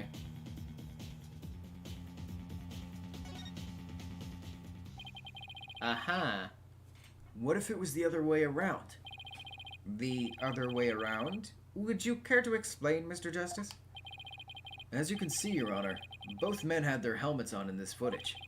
But it turns out, this is where our base assumptions went astray. We assumed that it was Mr. Starbuck helping Mr. Terran, but it was the other way around. It wasn't Mr. Starbuck helping Mr. Terran at all. It was Mr. Terran who was helping Mr. Starbuck to the boarding lounge. It was what?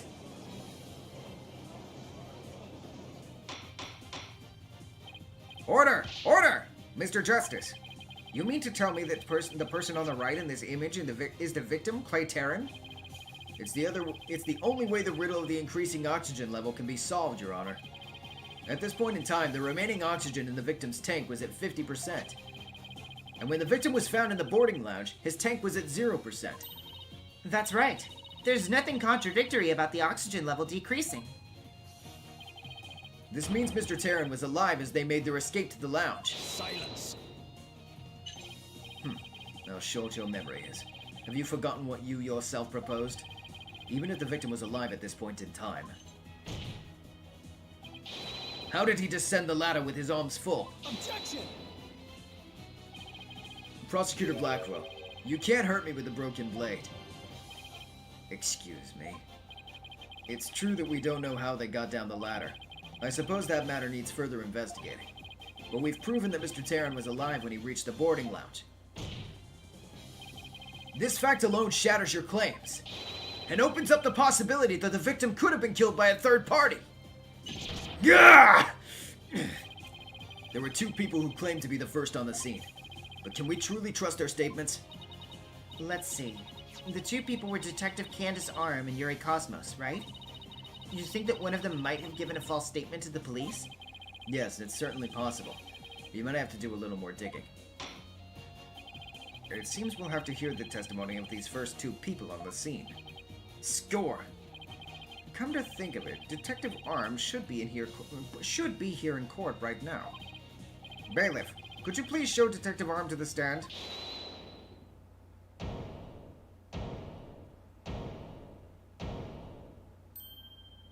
Oh, you motherfucker.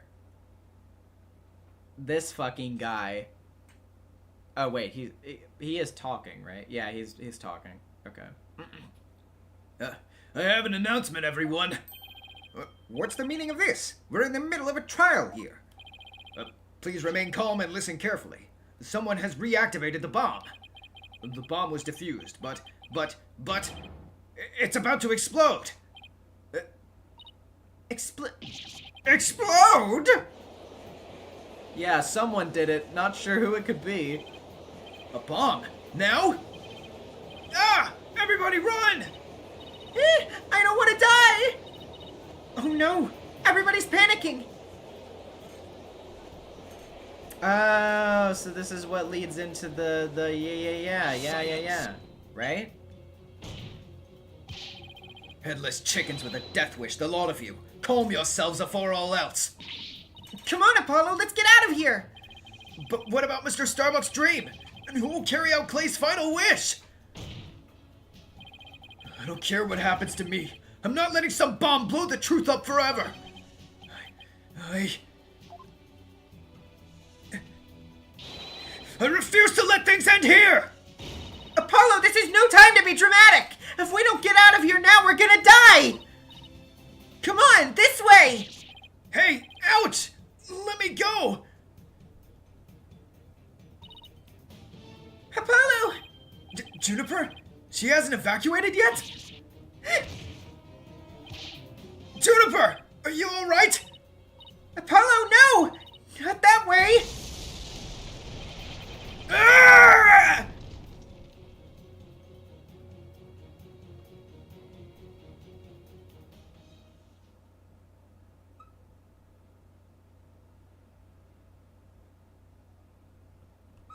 Well, I see.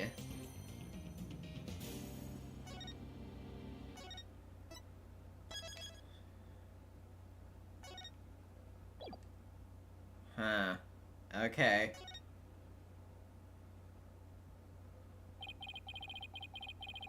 In the middle of the Space Center bombing trial, we had another bombing incident. This one destroyed courtroom number 4. Furthermore, Apollo suffered massive injuries from being there when the bomb went off.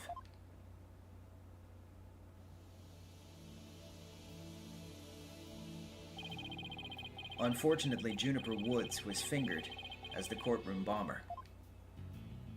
Sorry for that unfortunate pause. I did not do that on purpose. Athena and I knew she had to be innocent, so we took her case on.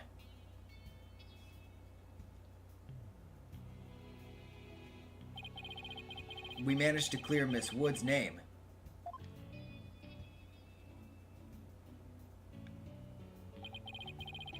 But Apollo sustained further injuries when he was attacked by Ted Tonate. Listen, guys, it was just because the text was going slow.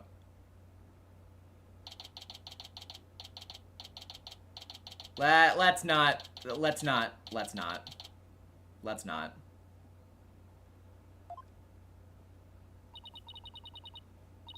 Apollo's a tough guy, but this is taking its toll on him. Yeah, poor guy. Being attacked by Tonite like that on top of all of his other injuries.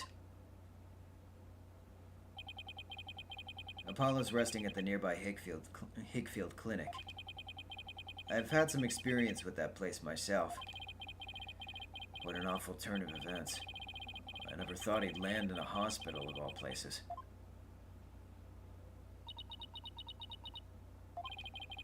You must miss him too, huh? Now that you don't have anybody to tease. Oh no, I'm just really sad that I've not been in this game much. Don't worry, he's young. He'll heal quickly and you'll be back before you know it.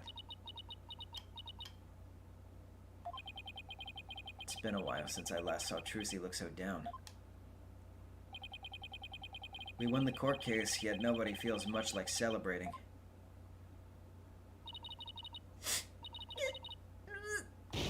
Alright, enough of this, people!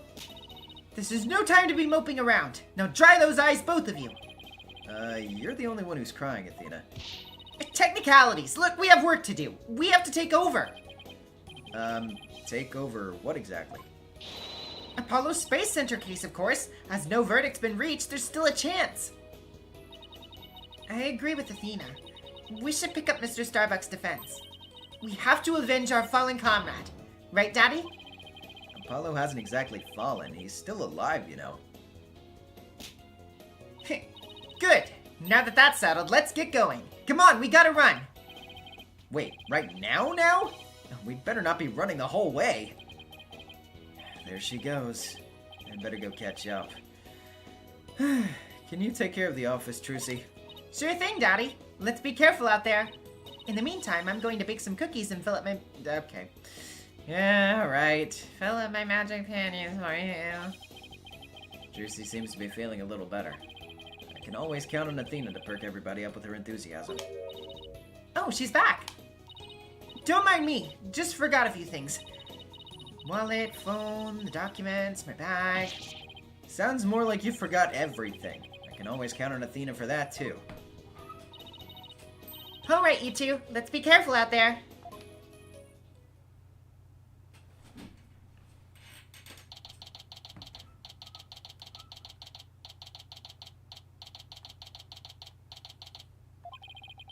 So, our client is one Solomon Starbuck. He's so famous even I've heard of him. That's right. He's a super famous astronaut who works at the Cosmos Space Center. He was actually up in outer space 7 years ago. You seem to know quite a bit about him. Now I'm all excited to meet the man.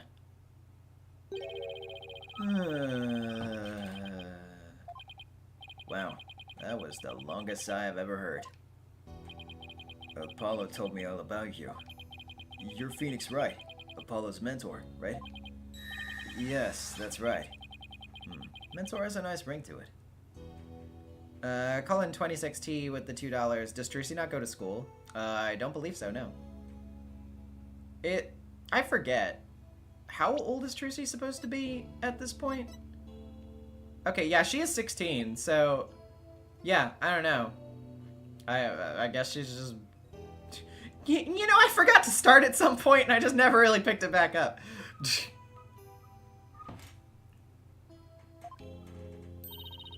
Don't worry about a thing, Mr. Starbuck. Mr. Wright and I have got you covered. And you're the new kid that Apollo told me about. Wait, don't I know you from somewhere? Trucy mentions going to school in the 4th game. I guess she does. We just never see it. Yeah, I guess we just happen to catch her when she's free. Very conveniently.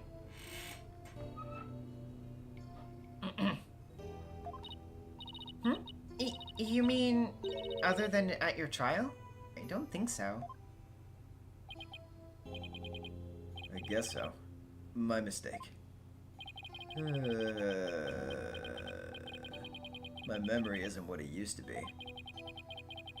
My mind and body are kaput. Same goes for my life. I mean, I'm so astronomically unlucky that I had a bomb go off in the middle of my trial. Trying to defend me would be like trying to enter the stratosphere without a spacecraft. Yikes, he seriously got to stop depressing himself. Cheer up, Mr. Starbuck. Besides, the thing you said about entering the stratosphere, that just means we'd shine like shooting stars, right? Like shooting stars? Huh? You know, you're right. Why didn't I think of it like that? After all, that's what we were put on this earth to do, right? To shine like stars. Guess I shouldn't mention the fact that shooting stars burn out in a flash. Oh yeah! Here we go! 3, 2, 1! To the stratosphere and beyond! Yeah, I feel alive now. You can go ahead and ask me anything you want. Is that really all it takes?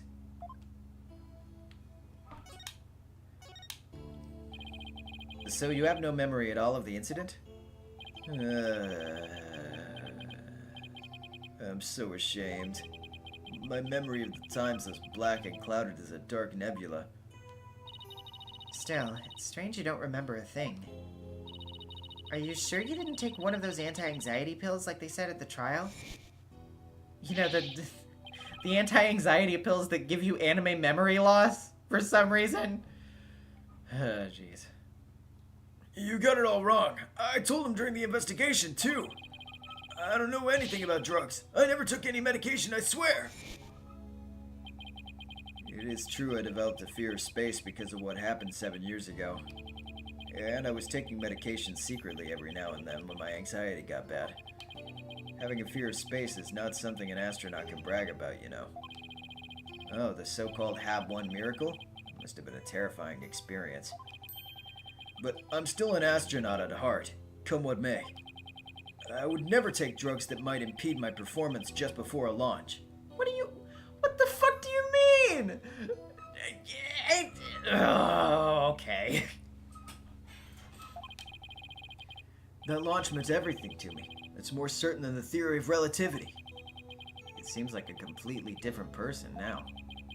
This is the face of the astronaut I know. But the tranquilizers were found in your system.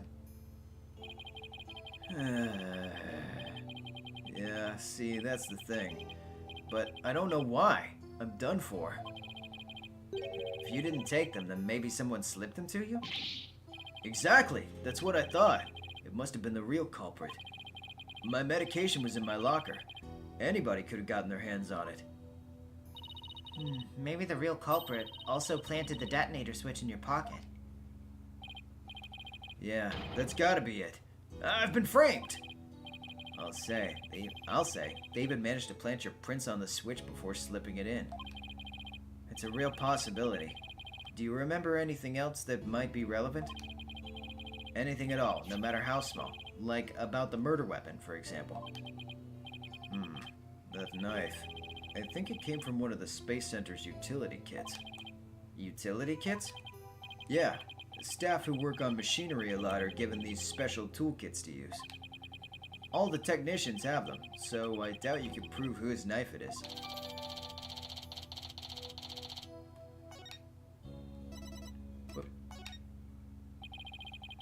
As I recall, your last trip into space was 7 years ago, right? That's right. It was a pretty rough experience. During that mission, we had all kinds of problems with the craft. You did? What kind of problems? Power failure, oxygen leakage, busted radio, cracked windows, loose control column. The heat shield came off as we were entering the atmosphere. I thought I was a goner. But I managed to make it somehow with the popsicles and ice packs from the freezer. No wonder they dubbed it the HAB-1 miracle. It's a miracle you made it back. Space is a boundless place. That's why it continues to capture people's imaginations. But the vastness of space shows us how insignificant we are in the scheme of things. The darkness just goes on and on forever, and ever, and ever, without end. There was nobody else there. Nobody was gonna come save me. I was all alone. All alone. With nothing to listen to but the sound of my own breath, breathing, and heartbeat. I kept scrambling to make repairs. but I couldn't keep my hands from shaking.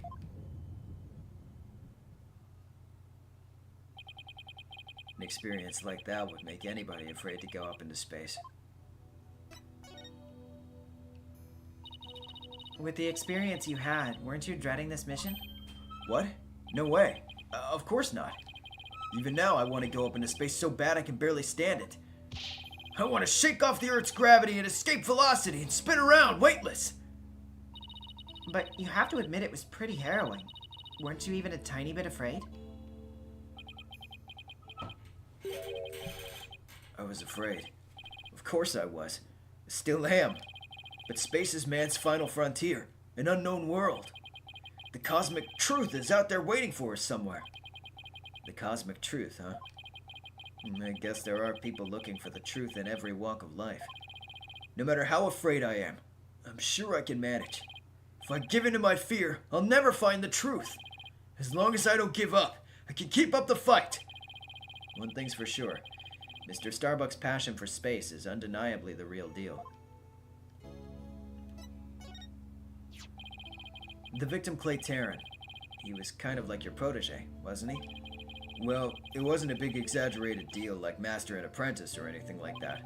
But Clay did think of me as his mentor. The mentor and the protege. What a combination they must have been.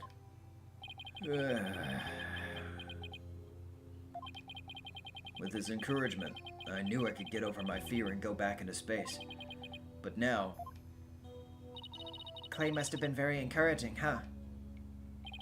Yeah, it's funny, really. Whenever I hear him shout, "You're fine!" I always got the feeling everything really was gonna be fine. You're fine. Apollo says I'm fine, and you're fine all of the time, too. And I always feel encouraged, too, whenever I hear him shout it.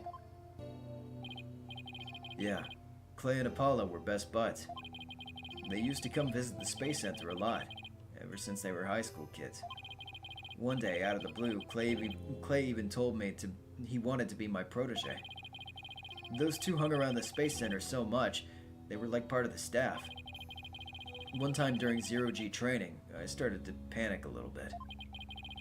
And the two of them took turns shouting, "You're fine!" over the radio. It was a simple thing, but it was exactly what I needed to hear. So, "I'm fine" and "you're fine" were like Apollo and Clay's secret phrases, huh? I wish I could ask Apollo more about Clay and their relationship now. Speaking of Clay, how do you suppose he climbed down the ladder with you over his shoulder?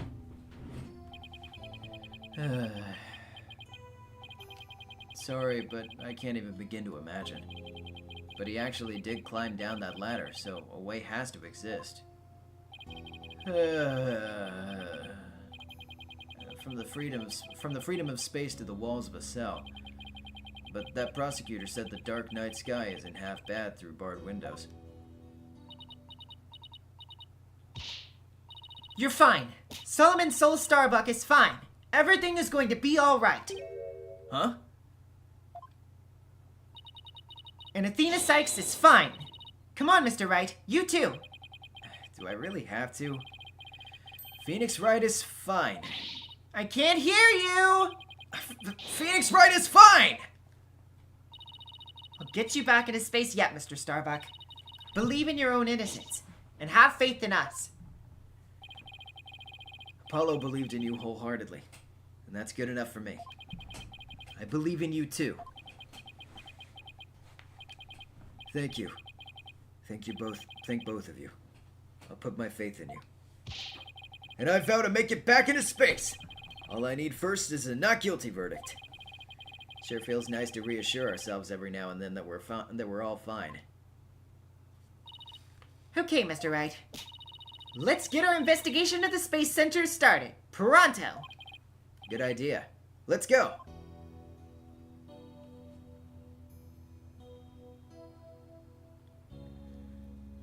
Alright.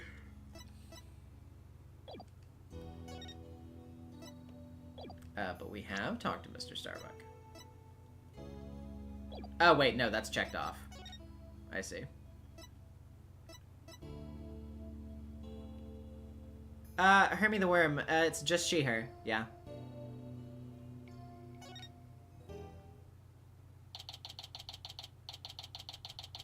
Exclusively. Wow, I was wondering what kind of place this space center would be. It almost looks like an amusement park of the future. Yeah. Did you know they even let the public see their rockets up close? Oh, so check it out. Look at how brightly the Gaxa logo shines in the sunlight above the entryway. I really dig the stars and rocket motif it's got going. GAXA, huh? Isn't that the new name of the Federal Space R&D program?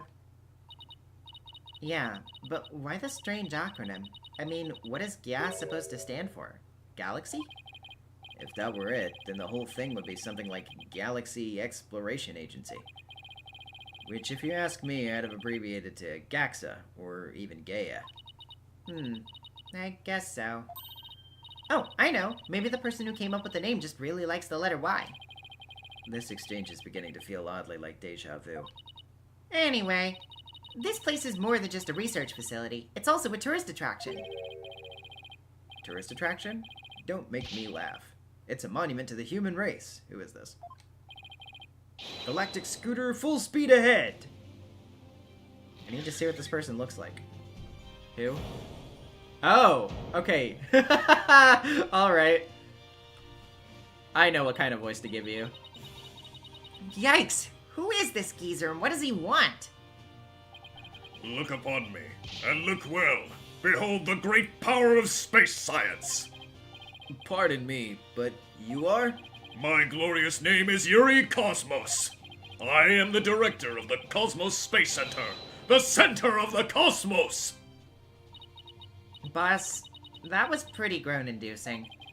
If this person is the Space Center's director, then that means... Aha! So you were the first to discover Clay's body, weren't you? And who was the first to find the victim? Actually, there were two of them.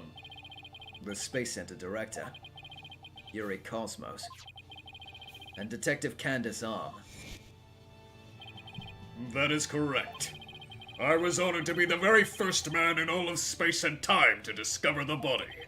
But this talk of the incident, are you by any chance the space police? You can't tack the word space onto just any old thing, you know. We're Mr. Starbuck's lawyers. We're here to investigate his case. Oh, and we're Earth lawyers, by the way. Ah, I see. Yes, I've heard about you. In that case, by my esteemed privilege, I grant you permission to investigate. I trust you're appropriately grateful. Have at it! Now go ahead, have at it! Twister's 4 with the $2. You think he has a sibling named Yowie? Yeah. Yeah, sure. I can already tell he's going to be nothing but trouble. Don't let him hear you say that, or you'll see what trouble really is. Let's just be professional and ask him about when he found the body, okay? So, as director, what do you do here at the Space Center specifically? Defend peace across the galaxy and promote space development in this country. No matter what obstacles stand in our way, we keep going for the sake of mankind! I believe I used the word specifically in my question. Attention, all personnel, to your break stations! Prepare for break! Oh, I get it. You just wander around and tell people what to do in a self-important manner. Athena! So mean. I mean, not incorrect, but... That is exactly right, because I am an important man. My manner is important. Mr. Wright, this man doesn't get sarcasm. Well, there's bound to be some people like that here in the boundlessness of space. What's that? You want to know what it is that makes me important specifically? Very well, I'll tell you. I was the central figure of the Hat 1 project. Don't ask about all the problems that happened. Those weren't on me. You may proceed to be appropriately impressed. Now go ahead. Have at it! I might be more impressed if I knew what he did for it, specifically. Could you tell us what you know about the incidents from the other day? I refuse. What? Explaining is a job for common folk, not the director of the center of the cosmos. My testimony, which will go down in space history, will be heard in the courtroom. What? So does that mean that you'll be taking the stand tomorrow? That's correct. I will be the most glorious witness in the history of mankind. I'm not sure if he really understands what being a witness is all about. Looks like Director Cosmos is the type that only talks about what he wants to talk about. Then let's at least try to ask him about the things he might be willing to open up about.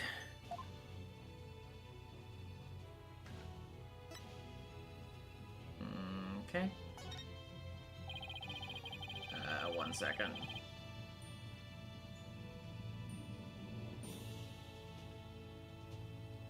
Just gotta check some Discord notifications off. Okay, there we go. The Hat 1 was a rocket that was launched into space 7 years ago, correct? And despite numerous problems, it somehow made its way back home? I suppose it is part of my job to educate ignorant young folk like you. Very well. I will impart to you the complete story of the Hat 1 project. Oh, thank you very much. Hat 1's noble mission was to collect samples from an asteroid, and Mr. Starbuck was the pilot for that flight. Eventually, the Hat 1 reached its planned orbit. From where it launched the Hope probe towards the asteroid belt. From there, the Hope probe began its long, lonely journey into the far reaches of space.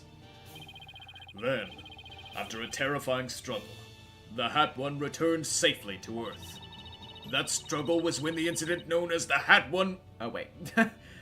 Wow, you did a really good impression of me, young lady. Thank you!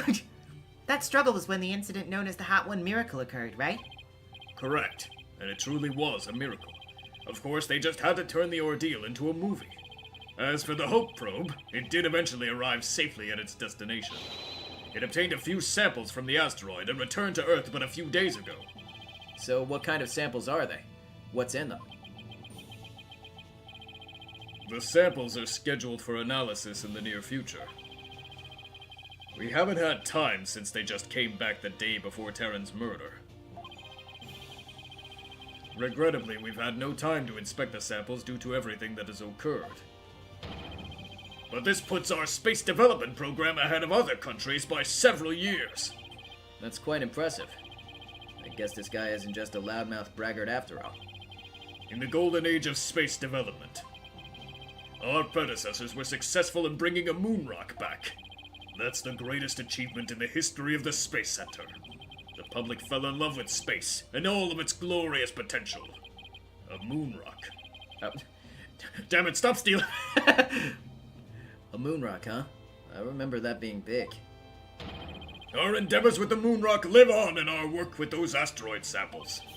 I want to bestow new hopes and dreams for the future upon mankind once again. That is my mission, as the man who stands at the center of the cosmos. I hear there's lots of research into moon rocks and stardust from asteroids these days. They say the results could potentially have a huge impact on all of civilization. It's like we're in a new space race with every other country out there. What? Bite your tongue. It's not for anything so base as money or politics. It's all for the brilliant future that awaits mankind, and all for my illustrious mission! With the recent budget cuts, my staff tells me finances are tight, but I won't hear it! I guess even a space program has to watch its budget. Yeah, what do you mean, even a space program? Of course they have to watch their budget, Phoenix. It costs a lot of money to go to space. Also, hold on just a second. I'm gonna grab a drink.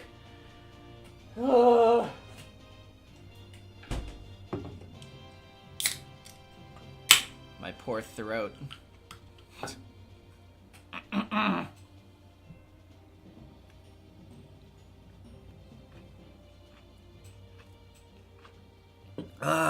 Okay.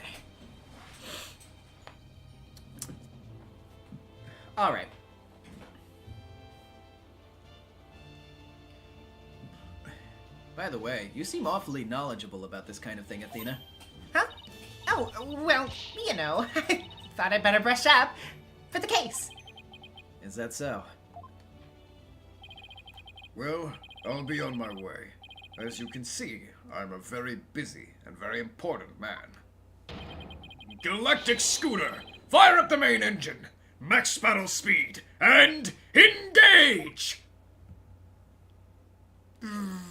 He just like scoots away with his little like, writer for life. If it makes you feel better, my throat's basically destroyed thanks to this cold I grabbed from a student. No. I hope you feel better soon. Any consolation, your voice has been on point this stream. Thank you. That thing is surprisingly fast. I guess we better get going too. Wait, was that? No, that was Phoenix. Guess we better get going too. You bet. Let's make it so. Okay.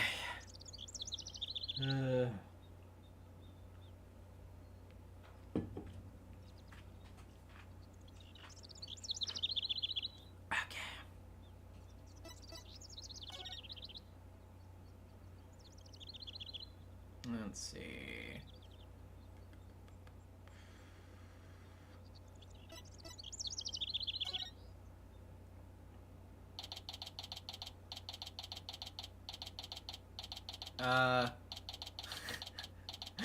Funny creature?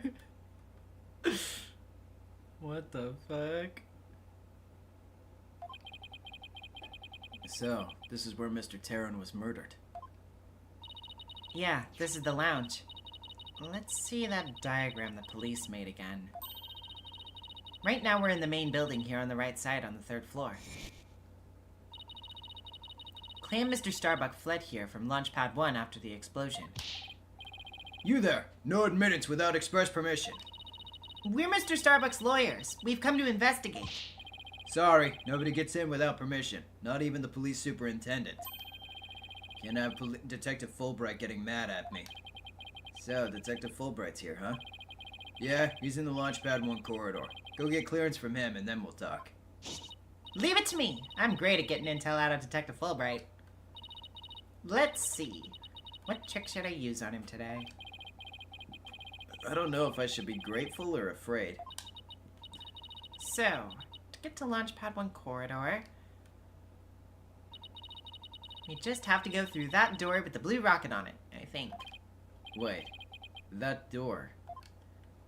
It looks awfully familiar. Good eye there, boss. This is the door that Clay and Mr. Starbuck used during their escape from the launch pad. Huh, that explains it. The fingerprint system has been deactivated, so I think we can just pass through. Now come on, let's go! Alrighty. The fucking advanced space station Roomba.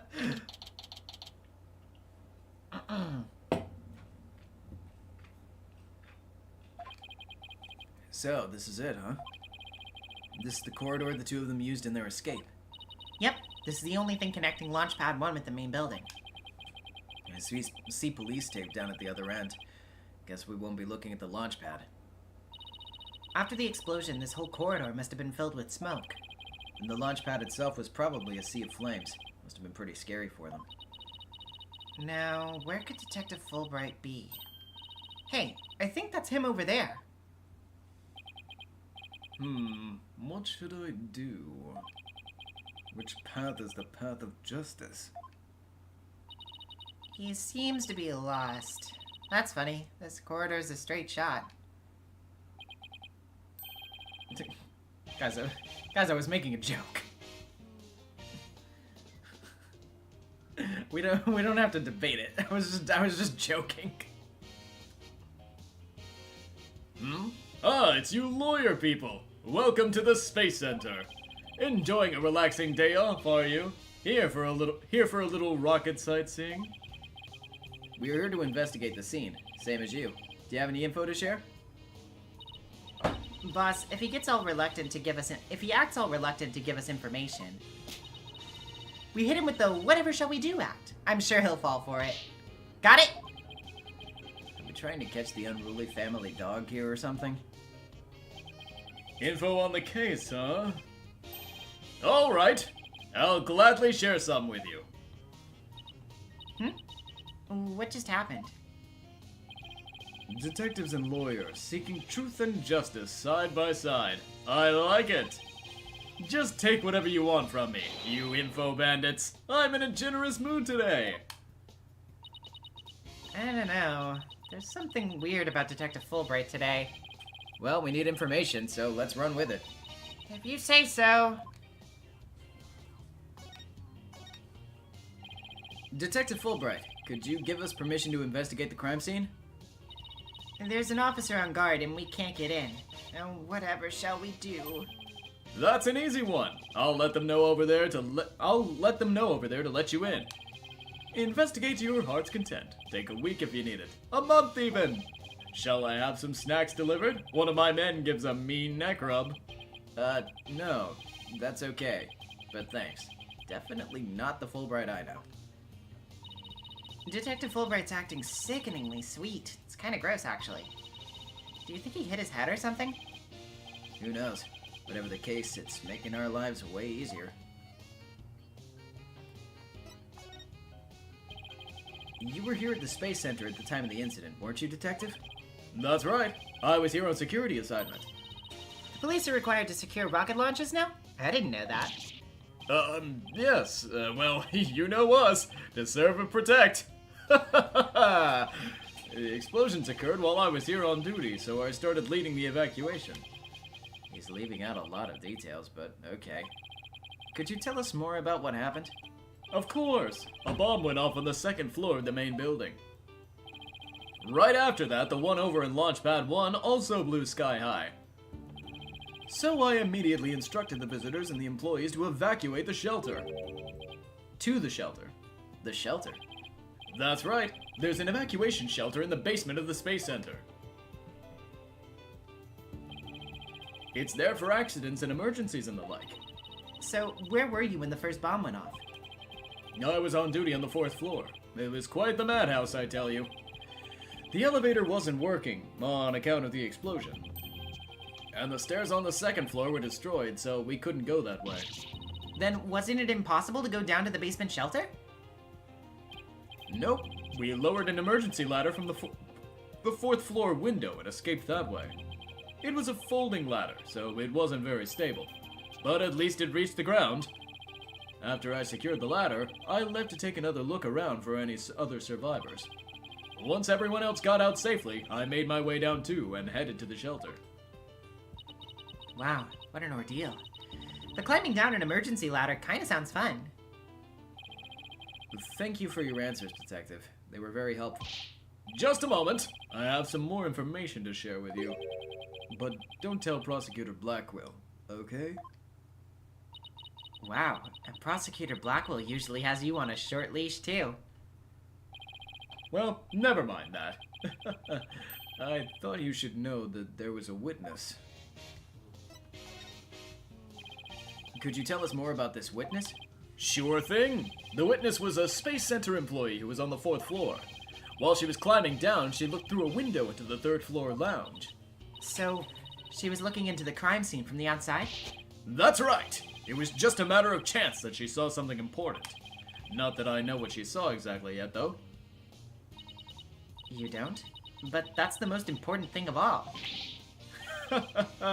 Don't you worry, I'll get around to interviewing her soon enough. She should still be somewhere here in the Space Center. You might even run into her. A 4th floor employee, huh? Alright, thanks for the info, Detective Fulbright. Gee, you sure are being cooperative, Detective. A little too cooperative, even. Yes, well, actually, Something you can't talk about? Yes, something like that. Anyway, never mind. Don't worry about me. Well, I'll be on my way now. Jesus Christ.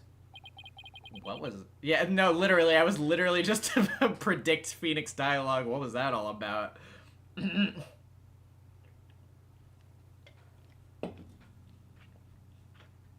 Strange. Strange and unusual. He's all meek. Something is definitely going on. I'm going to get it out of him the next time I see him. Okay.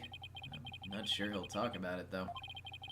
Well, we have permission to investigate now. Let's head back to the boarding lounge. Yeah, he's definitely, like, hiding something.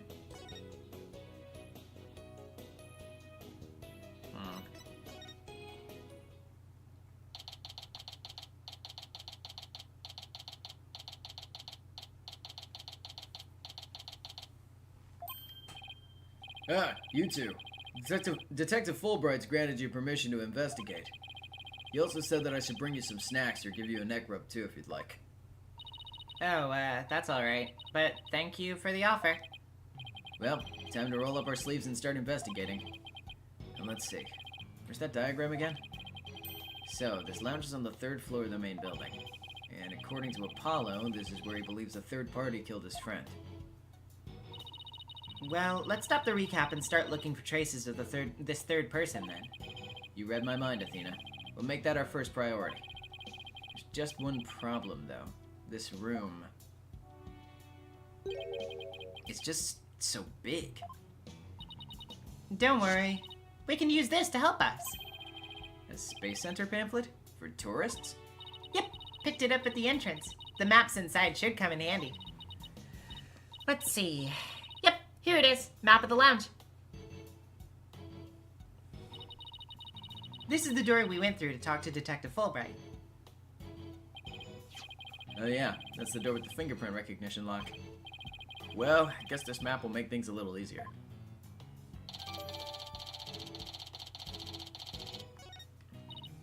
Yeah, no more excuses. Let's track down the third person. Wait, there's just one more thing. Just one more thing. What's that strange creature moving around outside the window? Oh, boss. It's just a holographic image. Oh yeah, I knew that. Phew, that's a relief. There should be a button somewhere in this room to turn the image on and off. That's what it says in the pamphlet anyway. The only reason you're so eager to start is so that you can push that button, isn't it? And what's wrong with that? Let's look for the button while we're looking for clues. Alright, fine. Let's get investigating. Alright, let's take a look-see around. So, this is where they discovered Clay. Yeah, he was already dead when they found him. Let's take a look at the photo. So, he was stretched out like this and... Huh? What's that thing that looks like a thermos? That's the thing that Prosecutor Blackwell mentioned when I was in court with Apollo. He said that it contains asteroid samples. Oh, right. Director Cosmos mentioned something about that too, didn't he? That they were brought back only 5 days ago by the probe that the Hat 1 launched. I wonder what they looked like. Do you think they'll ever let us see? Let's think about that after we've solved the case, okay?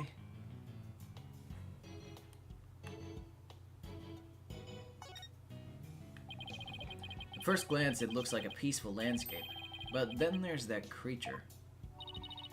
Didn't the Hope probe go to some planet? Maybe this is what its surface looked like. I don't know. I think it would have made the news if they discovered a creature like that. It did make quite a bit of news though when the probe came back. Yeah. But the Hope probe didn't even go to a planet. It went to an asteroid.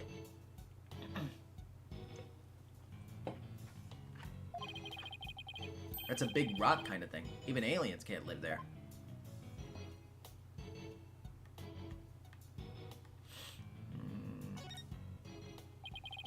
So it looks like there are 3 doors that lead in and out of this room.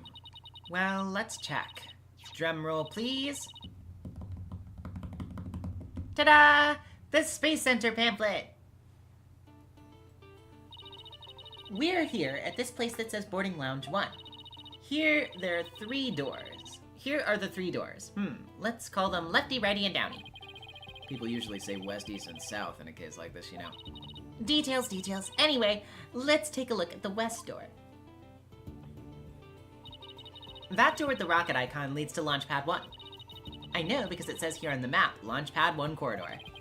So, that's where we were with the detective. It was filled with smoke after the explosion. Right. Next up, to the right-hand side of the map, or east in your world. That's the door with the satellite dish icon next to signify communication, aka the control room. Yep, definitely says control room. Looks like it has another door on the opposite side. They communicate and exchange information with rockets and probes in space from there. So, it's the center of the Space Center. The Space Center center, if you will. Does everybody start to talk like Director Cosmos after they've been here a while? But it seems like they built up a new command center on the 6th floor. That's what they used for the Hat 2 mission, so this control room was empty at the time. I've always wanted to see the inside of a mission control room. And since we're here... I'd love to do that too, but it doesn't look like we'll be able to. They want to keep curious kids like you out. So the door's protected with the fingerprint recognition. Only the director can go through. With that much security, I'm definitely not the one they're looking to keep out, Athena. So apparently the lock is also hooked up to a backup generator in case of emergencies.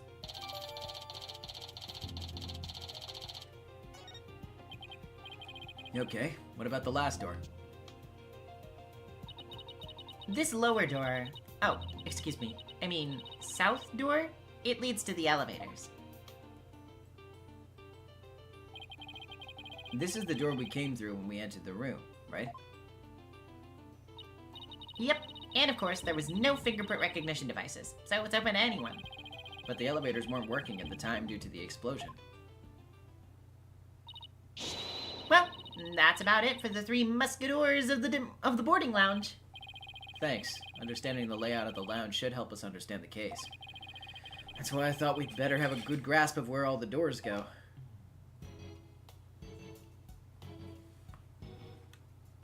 Okay. What's this? Here's another amazing piece of equipment. Walk on the surface of the moon, it says. Oh boy, I want to try it! Gravity's weak on the moon, so I bet I could do mid-air somersaults.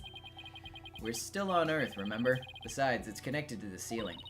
Well, at least I could jump really high. There's a sign on the wall that very clearly says, "Don't jump too high." Then what good is this thing? Didn't I say in the beginning, walk on the surface of the moon? The fucking picture, just bonk!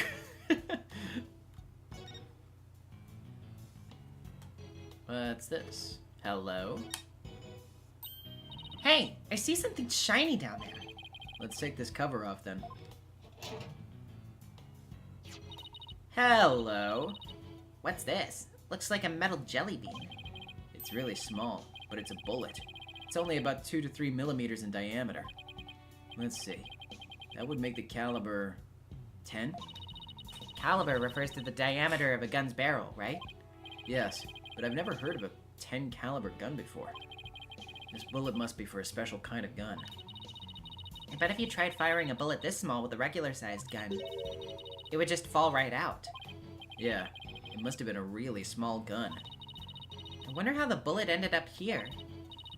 I mean, we're in the bottom left of the on the south door side of the room, according to this map.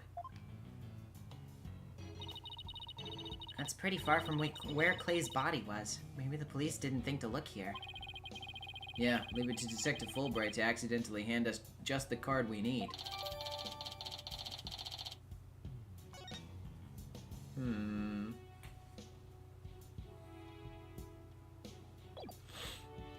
Interesting. What's this? A trapdoor? It's a trash chute. The cleaning robots throw the garbage out from here. The robots do the cleaning? What a futuristic world we live in.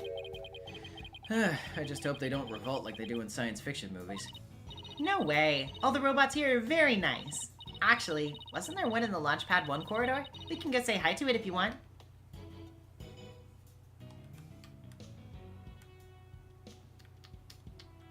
Okay. I think that's everything over here.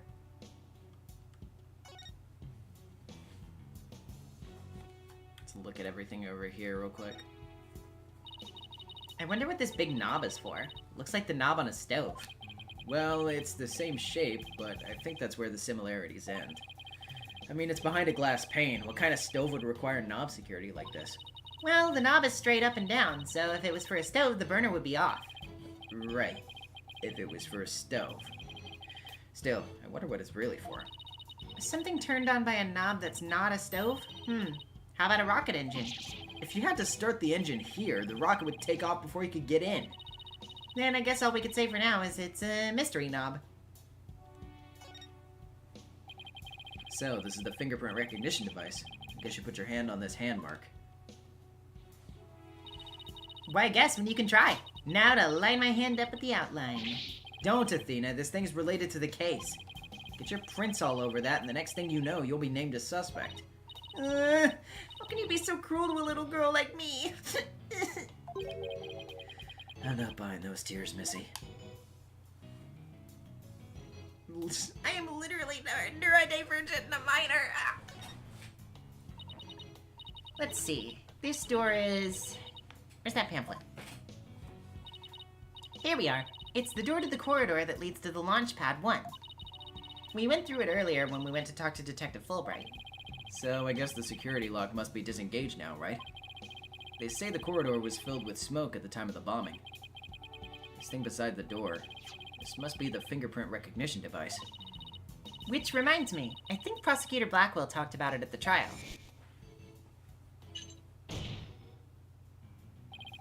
The notion of a third party in the Launchpad 1 is utterly absurd. Just to leave the area from the lounge, one must pass through a door guarded by a fingerprint recognition device. And allow me to state up front that there are precious few with the clearance to do so. Then does this mean that the bomber's prints were verified by the system? But the number of authorized personnel was supposed to be really small. Voila! Fingerprint powder. I brought it just in case something like this came up. I found it at the office. I've been just itching for a chance to use it. Wow, way to think ahead. Now let's dust the fingerprint recognition device and see what we can find.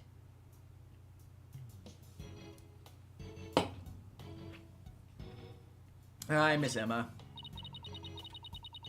You got it. Now to sprinkle some here and a little over there, and...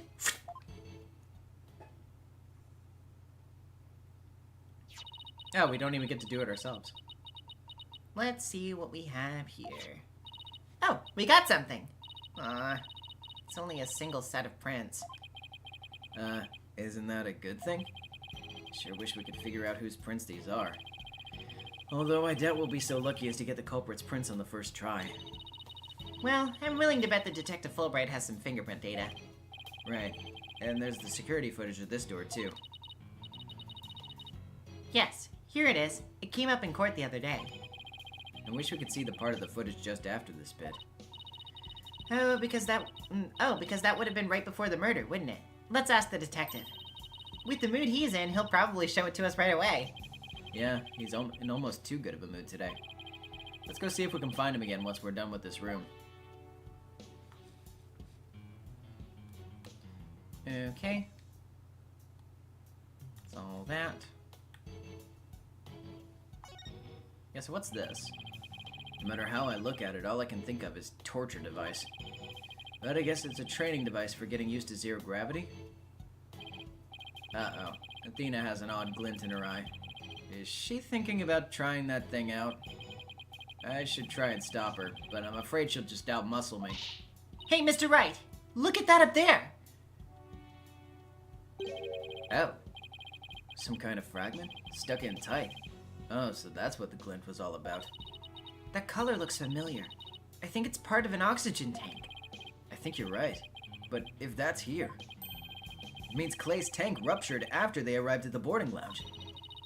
So Prosecutor Blackwell's theory that Mr. Starbuck dropped Clay down the ladder must be wrong. This proves that both of the astronauts were alive when they reached the boarding lounge. So, Apollo was right. The scene of the murder wasn't the launch pad. Way to go, Apollo.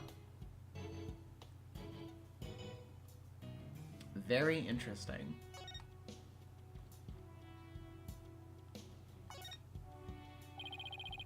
These are apparently oxygen capsules. They're for recovery after a training session. I wonder if they can chart and change your voice. Testing, testing, 1, 2, 3. It didn't do a thing. It's not helium, Athena. It's oxygen.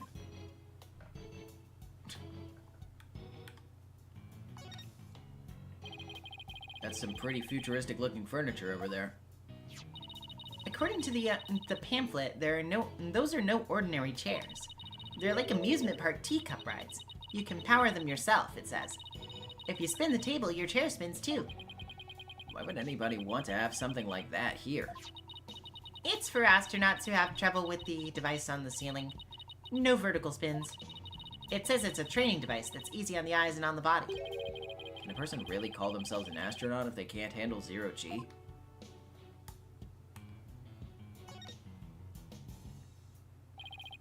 There's some kind of panel with 2 buttons on it here.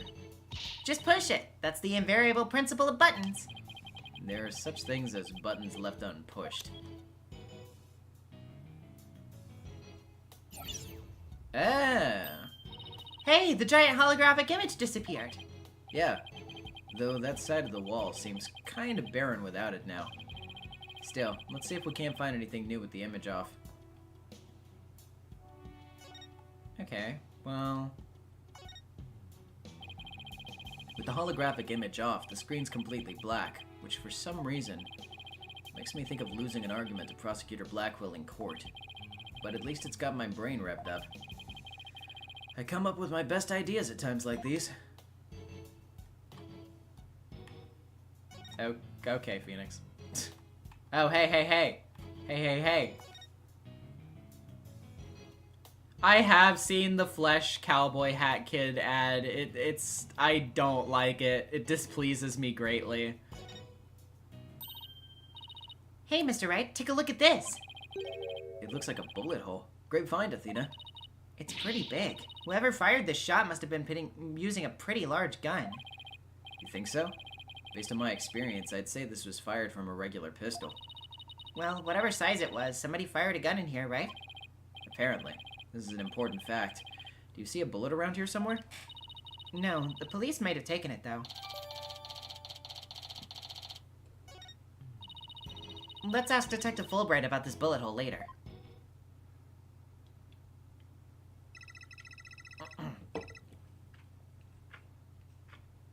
Alright, robot voice time.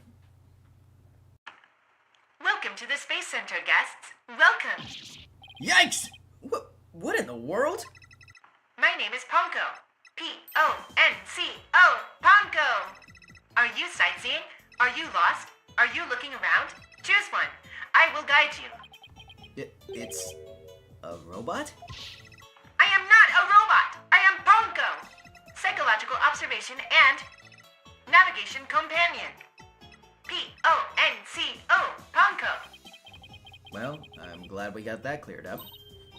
Oh, Ponko, I missed you. Huh? Do you know this thing, Athena? Oh, she, showed us around the last time when I came here with Apollo. Oh, you're such a good girl, Ponko. That's a good girl. Oh, thank you. Thank you. I'm so happy. So very happy. Wow, a guide robot. That's pretty cool. My name's Phoenix Wright. Nice to meet you. I don't know you. I don't know you. Huh? Ouch, that hurt. Oh, she has to register people she meets for the first time. Please register him, Ponko. Certainly. Commencing guest registration. Please tell me your name. A nickname is fine, too. His name is Phoenix. A bit overly familiar, but I'll allow it.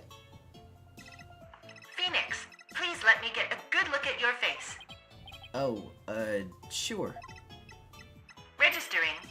Facial registration sequence complete. We are now officially friends. Nice to meet you, Phoenix. Huh. This robot's pretty cute. You made a friend, boss. Isn't it great? Phoenix, Athena, allow me to guide you. Right this way. Oh, goody. Let's go, boss. Go where?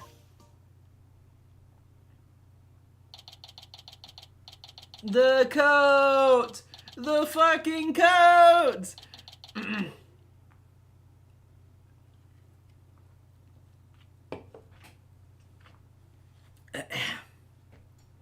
Alright.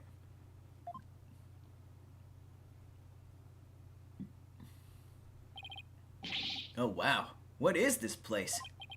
Is that rocket real?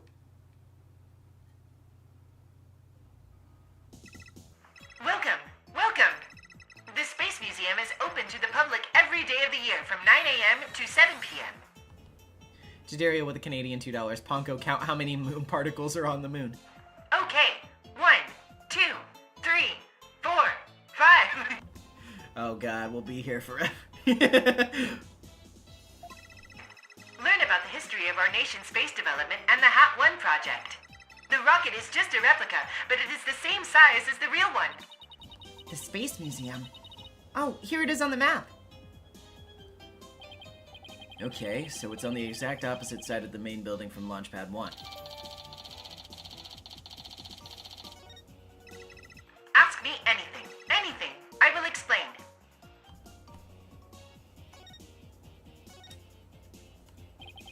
This is quite the place. I can't believe we get to see a rocket this close up. This is a replica of the HAT-1 that was launched 7 years ago. It's exactly like the real HAT-1, inside and out.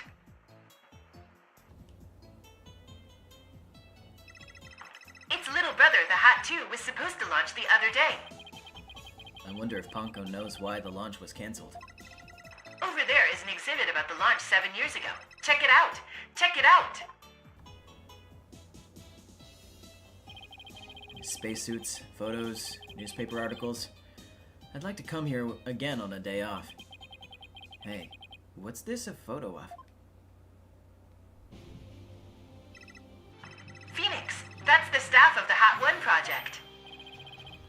Oh, there's Mr. Starbuck. He looks so young and so different. Wow, look at this. This is such a cute picture. Oh, I really like this picture. Ah, and that's... What is it, Athena? Is something wrong? Oh, nothing. I just thought Mr. Starbuck looked really young too, that's all. Well, it was 7 years ago after all, so the young guy standing next to Mr. Starbuck. It's Clay Terran, the victim. So they were mentor and protege even back then. And he's even got one of the staff jackets. Looks just like a regular staff member. No, Clay was still a student then. He just borrowed one of Solomon's old jackets. Ah, okay. That makes sense. Clay would have still been in high school 7 years ago. Everybody looks so happy. This space museum is great. What fantastic exhibits. This area used to be Launchpad 2. That's why the only entrance is on the 3rd floor. Wouldn't it be better if they just made a new ground floor entrance instead? There was talk of it, but they had to scrap their plans because of the budget cuts. Budget cuts! Budget cuts! We need more money! Money! Who would record that kind of information into a guide robot? While it was in space, the HAT-1 launched a probe called Hope. The Hope probe collected some samples from an asteroid and returned 5 days ago. That's what Director Cosmos said too. He told us it came back the day before Clay was killed. And here it is, the Hope space probe. I think I've seen that logo somewhere before. Let's see. Oh yeah, the capsule that the victim was carrying. I think it had the same logo. I think it could be seen in the photo attached to the autopsy report. Maybe she'll give me some more info if I show it to her. Phoenix! Hey, can you look at this dead body, sweet guide robot, please? Jesus. The way the Space Center Launchpad is set up is really cool. Would you like me to tell you about it? Would you? The setup of the launch pad? Go gentle on my spiky-haired mind. I want to know. I want to know. Phoenix wants to know too. Great. Now Athena's got a case of ponkoitis. Hooray! I will tell you then. The rocket is built right inside the launchpad structure. When the rocket is complete, it's moved along with the launchpad over the rails. And brought into position at the launch site. Isn't it cool? Isn't it? We used to have a big budget, so that's how we could build it all. It's very cool. A grand setup that suits an important place like the Space Center. I guess everyone's hoping for a bigger budget next year. Myself included. I'm guessing the whole thing is operated from the control room, huh? That it is, but it can also be operated from the new command center, too. Either way, the safety lock in the boarding lounge has to first be disengaged. I guess before a big move like that can be carried out, there are all kinds of procedures. I would love to see the launch pad being moved. When's the next one scheduled for? Searching data. All future plans have been put on hold. Because of the bombing and the murder, I'll bet. Which is perfectly understandable. Well, when was the last time it was moved? Searching data. I'm sorry. That answer isn't in my answer database. I guess Ponko can only answer certain questions. Well, Ponko, have you ever seen a dead body before? Ponko, do you recognize this capsule here in the top right? Checking register data. I know. It's the Hope capsule. It was carried inside the Hope probe. It contained the asteroid samples, right? Yes, it was designed to store the samples gathered by the Hope probe. It's been stored in the safe in Launchpad 1 ever since it returned to Earth. It must not be removed! It must not be removed! Don't worry, Ponko. The people in charge already know what happened. They do? I must ask them later. So, the capsule was being kept in Launchpad 1, huh? Maybe Clay was trying to carry it to safety after the explosion. The Space Center staff must have been really excited to finally get the capsule back. But it's a pity this incident occurred before they got the chance to check the contents. Well, the police took it as evidence, so they'll have to wait a little longer.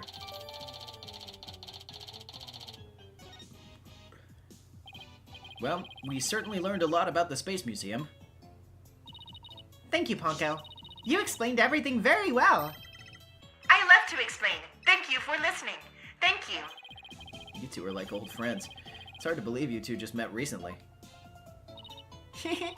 It's because Ponko's so friendly. Well, what should we investigate next? Let's go find Detective Fulbright. We have things to ask him about. Let's see. The security footage and the fingerprint data, was it? Okay, then let's go back to the Launchpad 1 corridor. Bye, Ponko. See you later. Come again, and don't forget to visit the gift shop. Poor Ponko. What a Dickensian life we're all forced to lead.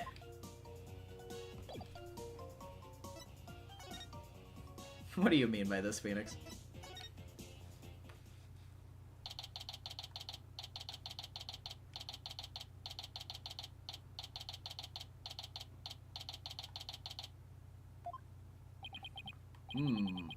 What should I do? Which path is the path of justice? There's Detective Fulbright. He still seems to be lost, even though it's a straight corridor. Let's hope he's still in a cooperative mood as well, then. If he doesn't cooperate, then I'll just have to use my powers on him. You mean that lady in distress bit? No, I mean my psychic powers where I'll explode his mind. Oh. Okay. We found a bullet hole in the wall at the crime scene. You did? Our team found that too. It was Detective Arm who fired that bullet. Detective Arm. That's right. A warning shot for the defendant. Was it really such a high-threat situation that she needed to do that? I'm afraid I don't know the details. What with Detective Arm gone and all. But I thought that there were two people who discovered the crime scene together. We already know Director Cosmos will testify, so tomorrow will be about what he knows. Hey, you're pretty smart. That's exactly what we're planning to serve as the main course. I hope it goes down easy. Detective, we'd like to run a comparison on some prints we found in the boarding lounge. Ah, yes! I just happen to have compiled the print data of everyone related to this case. I can always make another copy for myself, so it's all yours. Consider it a gift. This is quite a bit of data. Well, when I said everyone, I meant it. Prosecutor Blackwell said to dig deep, so that's what I did. It sure took a while, though. Wow, he got Apollo's and my prints. He even got prints for all of the robots. I guess when Blackwell said to dig deep, Fulbright didn't bother to ask how deep. Clay's fingerprints are here too. I personally removed his glove during the investigation. We had to get his fingerprints to confirm his identity after all. I still can't believe he took off his glove to get his fingerprints. Yeah, well, you can't blame me for thinking they're important in this case. There are a lot of doors that require fingerprint verification in the lounge. So, depending on whose prints we find, it can completely change the tide for both sides. Makes sense. After all, the culprit's prints did get them past the fingerprint lock somehow. Oh, and take this picture. It might come in handy. Isn't this just a photo of the Launchpad 1 door? Yep, but Prosecutor Blackwell seemed really interested in it for some reason. What's so important about this door? Beats me, but boy could you see the gears in his head go into hyperdrive at it. Sounds like this is going to be a major point of contention tomorrow. Hey, don't forget about the print comparison, boss. Right. Detective Fulbright, do you think you could run the test for us right now? You just leave it to me. In justice we trust.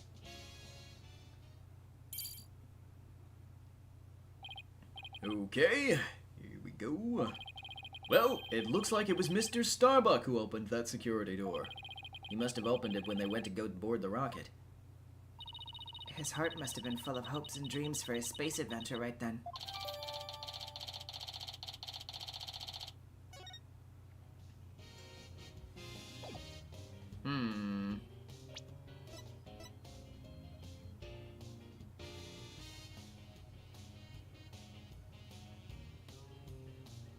Ah, yeah. Detective, about the security footage that was taken by the boarding lounge 1 camera. Oh, that footage? Go ahead and ask me anything you'd like about it. Is there any way I could see a little more of the part just after this? Easy as pie. I'd be glad to show you. Here we go.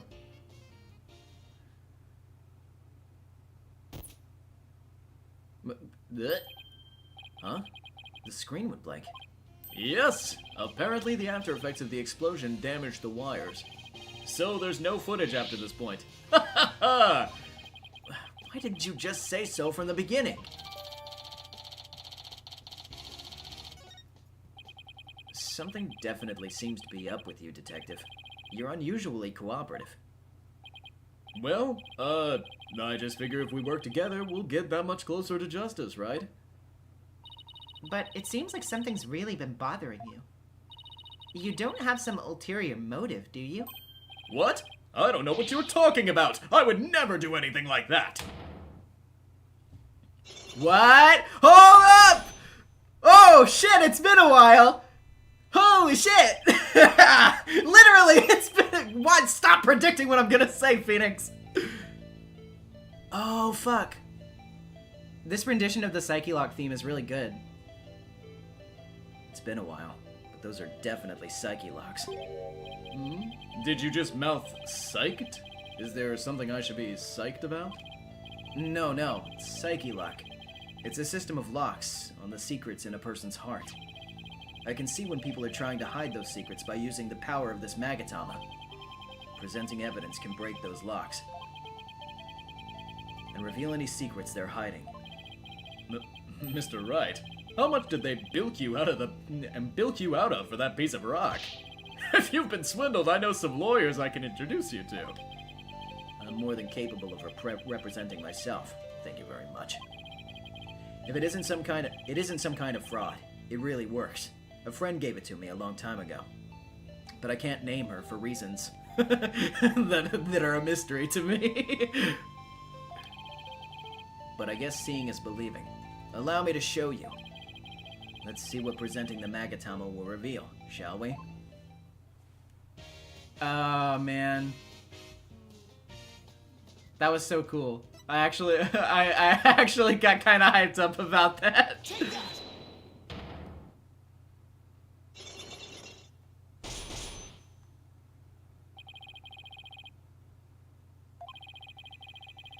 I think you're hiding something, Detective.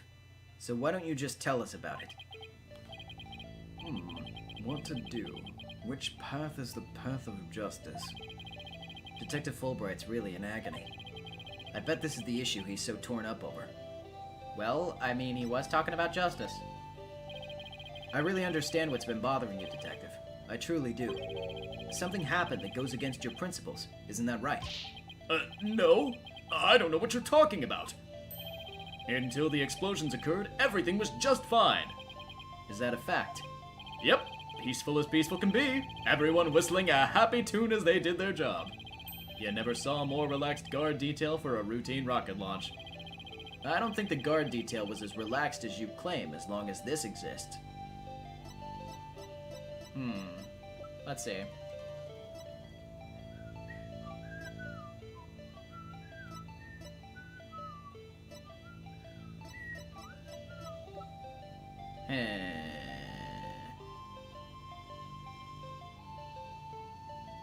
Interesting.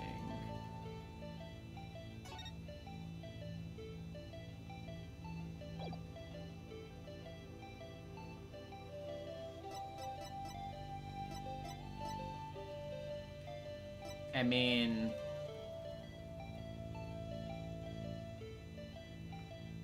tilts my head. Take that! Oh, okay. I wasn't overthinking it. Before the explosions, what was supposed to happen here was a rocket launch. And yet security was so tight they even brought in a special task force. I'd hardly describe that as a relaxed guard detail. Nice. Now hold on just one moment. The entire nation had their eyes on this extremely important rocket launch. That's why I was called in on a special security detail. As versatile as you are, I can certainly believe that that's true. But I say it's very strange that this person would be a part of that detail from the outset.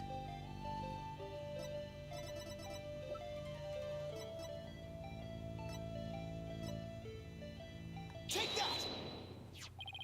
Detective Arms specialized in bomb cases. The fact that she was here on hand means that you people knew that there was the possibility that a bombing would occur.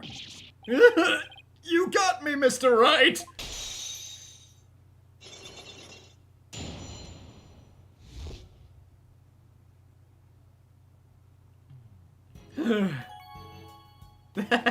This little fucking. All right, I concede. You win. It's just as you say. A few days before the launch, they were warned about a potential bombing. But the plan to launch went ahead in spite of the threat. But why? What were they planning to do if someone got hurt or killed? Yeah, I know. The decision to move forward wasn't exactly just, was it? How was the warning delivered? By phone, and directly to Director Cosmos. But the police department instructed everybody to keep it under wraps. Are you going to do the crossover? I would like to at some point. The only problem is I have not actually played the Professor Layton games myself. So I feel like I would prefer to play them first before I play the Ace Attorney Layton crossover. That's a big thing to keep quiet about. No wonder you were so upset. But it's not only that. I've been distraught about Prosecutor Blackwell as well. Prosecutor Blackwell? Well, as his handler, I'm sure you have a lot of difficulties. That's not it. It's a question of justice. I've been wondering about why he's allowed to stand in court. The reason he's still prosecuting? Detective Fulbright, please tell us everything that you know. I have not played the Great Ace Attorney, David. I plan to at some point as well.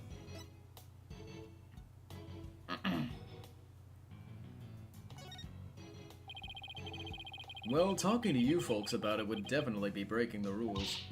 Never mind that. What are rules but things to be broken, right?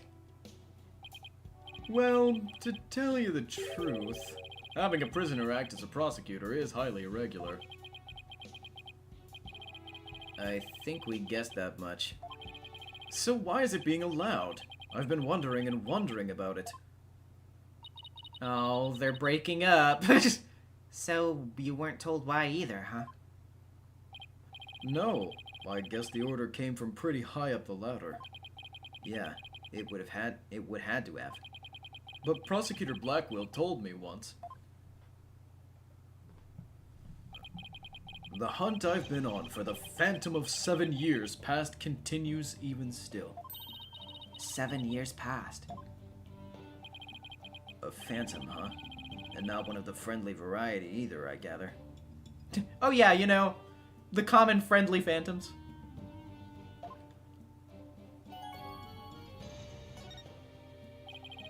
This phantom of 7 years past. Any idea who or what he was talking about? Not a clue. But he seems to think that this phantom is behind this whole incident somehow. Wait a minute. He thinks they may be connected to this case? Yep. This case has way too many similarities to what happened 7 years ago. For starters, that case happened right here at this very space center too. And in both incidents, a threat was issued via telephone. So that's why Prosecutor Blackwell thinks this incident is the work of the Phantom? Well, that's not the entire reason. I mean, if you want to talk about 7 years ago. That's when Prosecutor Blackwell was found guilty of murder. That messy case is what started the whole dark age of the law. So you see how this phantom and Prosecutor Blackwell's conviction might be related. Yeah, I could see why I'd think that. This incident, and the Phantom, not to mention Blackwell's past. It's almost inconceivable that they would come to a head here. This might sound crazy, but Prosecutor Blackwell can't possibly believe Mr. Starbuck is this phantom person, right? I mean, he was acting kind of strange during the last trial and all. The prosecution appears to be ready as well. Silence.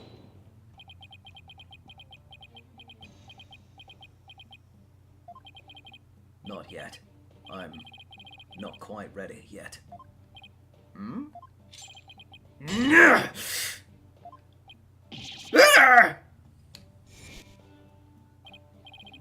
No, I doubt he thinks Mr. Starbuck is his phantom. But I do get the feeling that he thinks the defendant has ties to them. Which is why he's acting so impatient. He's got a personal grudge against Mr. Starbuck. And that's not real justice.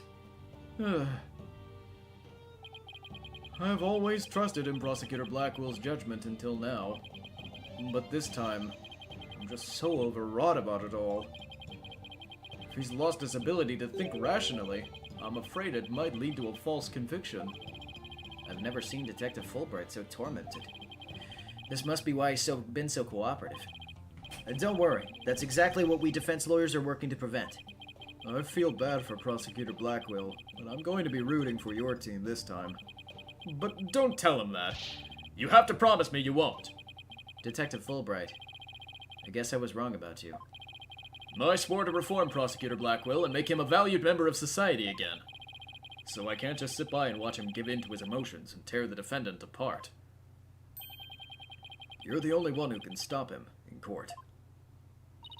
You really care and want what's best for Prosecutor Blackwell, don't you, Detective? Leave the courtroom to us.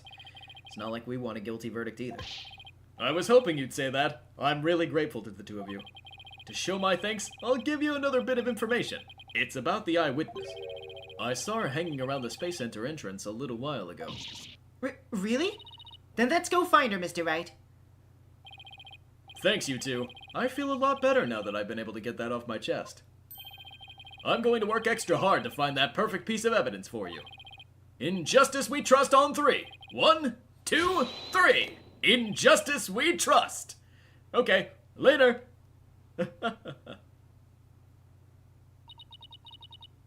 There he goes. Wait, were we supposed to say in justice we trust back there too, or? Let's go see that witness now. Alright. The Space Center entrance it is.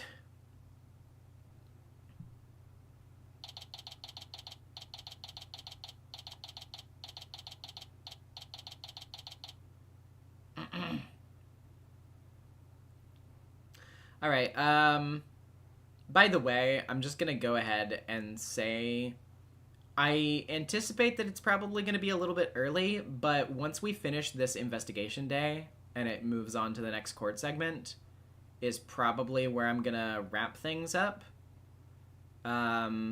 for the day, just because I am deep down in the work mines right now, and I've got a deadline, so I kind of need the time for tonight to actually do some more work. So just letting you guys know that that's probably how it's gonna go.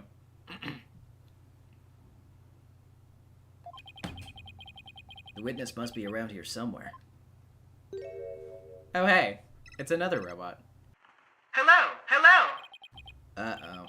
Don't tell me the witness is a robot. Hello. Come over here. Hello, hello. Are you sightseeing? Are you lost? Are you... I am Clonko. Shall I guide you? Guide you.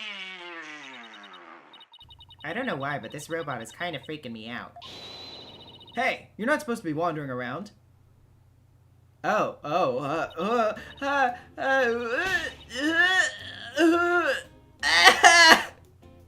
have COVID. Who are you? Again? I've had it with you, you hunk of junk.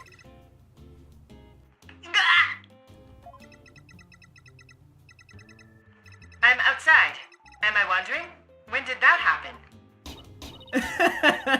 Okay, welcome back, hunk of junk. You don't know how close you came. If you didn't snap out of it, I was gonna put you on the curb on trash day. Nothing works better than 42.5-degree karate chop. That's pretty specific. Excuse me, but are you the one who witnessed the murder? Oh, and I'm Phoenix Wright, the lead attorney for this case. How do you do? Atropos of the $2, Marcy having exactly the reaction I expected. Listen! I'm just... Listen. Sometimes, when I see pretty women, I have really normal reactions about it. Big shot lawyers, huh? I'm Aura Blackwell. What? Hold on, what?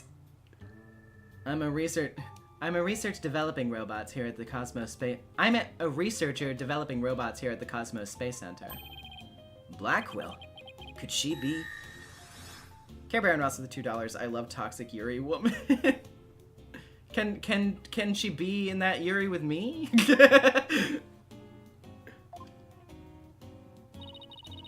And this good-for-nothing robot is named Hunk of Junk. My name isn't Hunko Junk. My name is Clonko. That's mean, Miss Aura.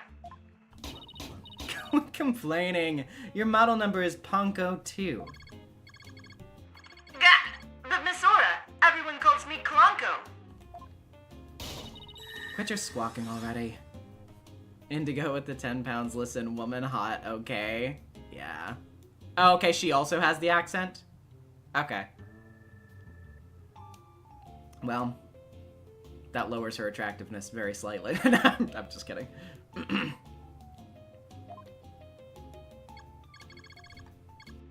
No, what are you doing? No, don't! There. I bet you won't be talking back now. I will obey completely. Yikes. I better watch what wires I cross with this one.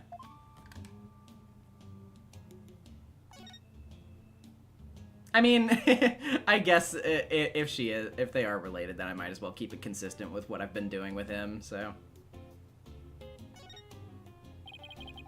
Your last name is Blackwell. Do you have a relative in the legal profession? You are correct. Simon Blackwell, who used to be a prosecutor, is...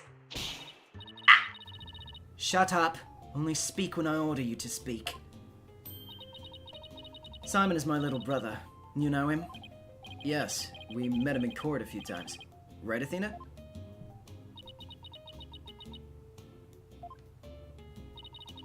What a dull creature. Has the switch been turned off? Athena being shy? This is new. Oh, yeah. I heard he was prosecuting again, despite being a prisoner. Why doesn't he just stick to solving disputes among inmates in prison, right? Your last name, would you like it to be mine? Listen, I'm not gonna ask her to take mine. I can take hers. I'll do whatever she wants.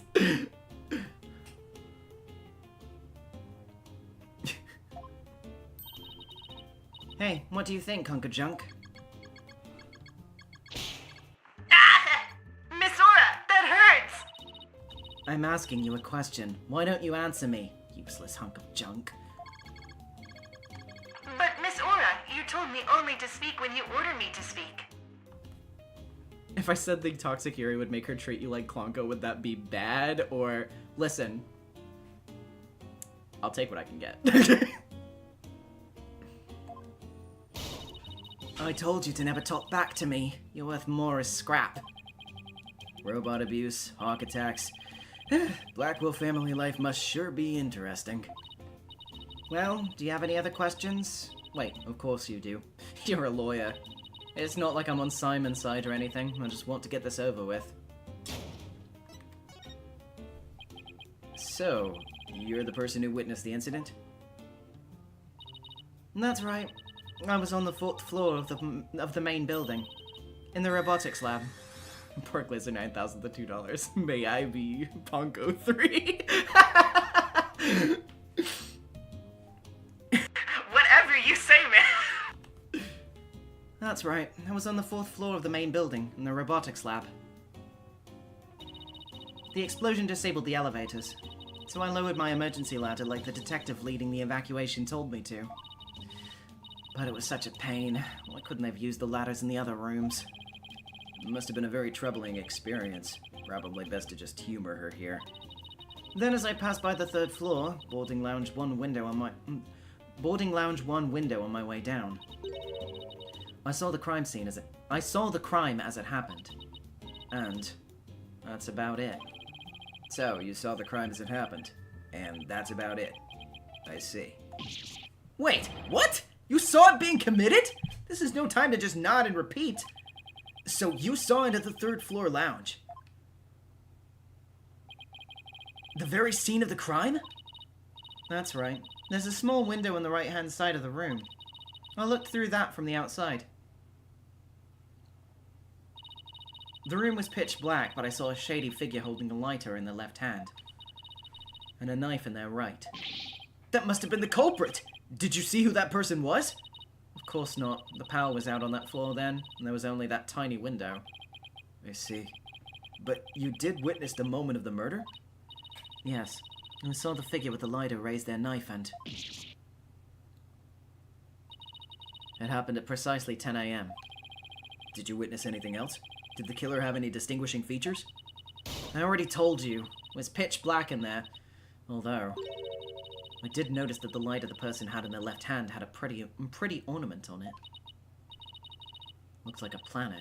It was blue, like a little Earth emblem. They had a good taste in knickknacks anyway. An Earth emblem on the lighter? Better remember that.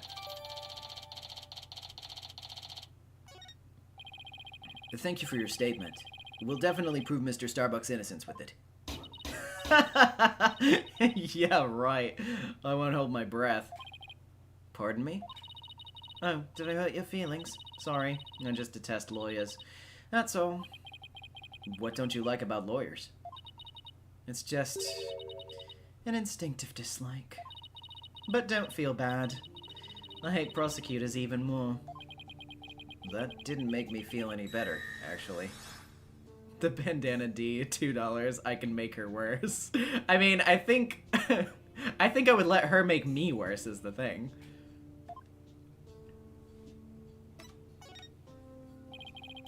Why do you hate lawyers so much?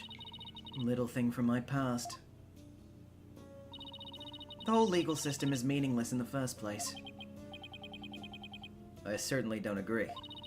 I mean, people are imperfect. They lie. They're influenced by silly emotions. You can't expect such imperfect creatures to uphold a reasonable system of law. I like robots much better. Even sad sacks like this one. Hey you! Look alive there!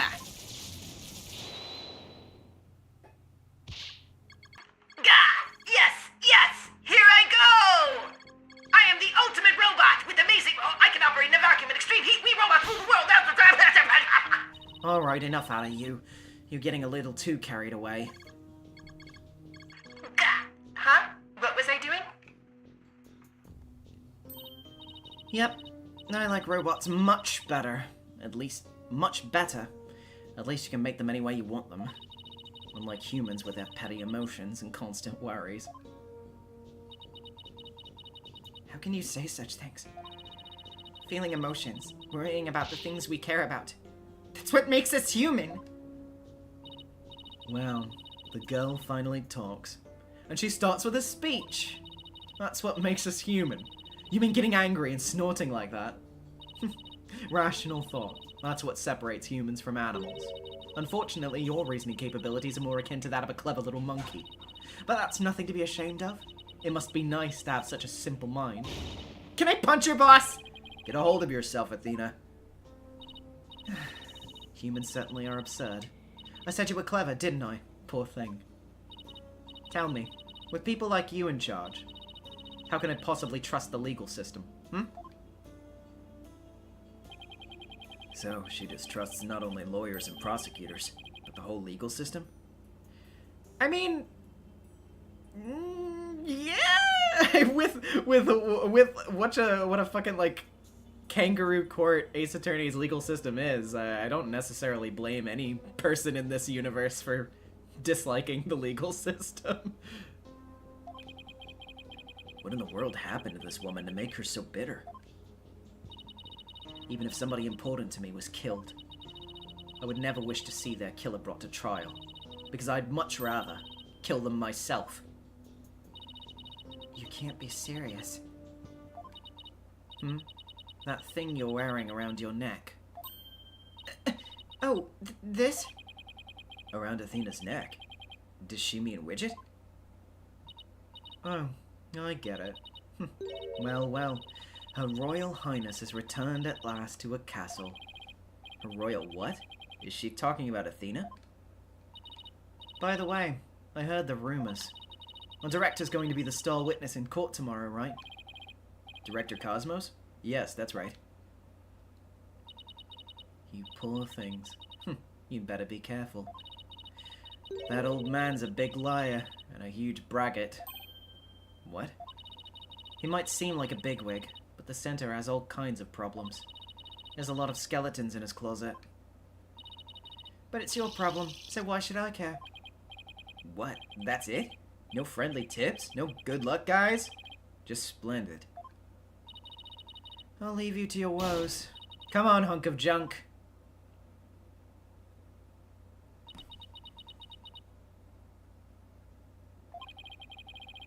It's sad to me that she doesn't believe in our legal system anymore. She must have had a very bad experience to make her feel that way. Are you alright, Athena? You seem very down. I just can't believe she said all those things! Wow, she's really upset. She been trying not to let it show all this time? Well, I guess it's not all that surprising. You heard about fabricated evidence and false indictments on the news all the time. You mean that whole dark age of the law nonsense? I'm so sick of hearing about that. Well, all we can do is believe in what we're doing. Yeah.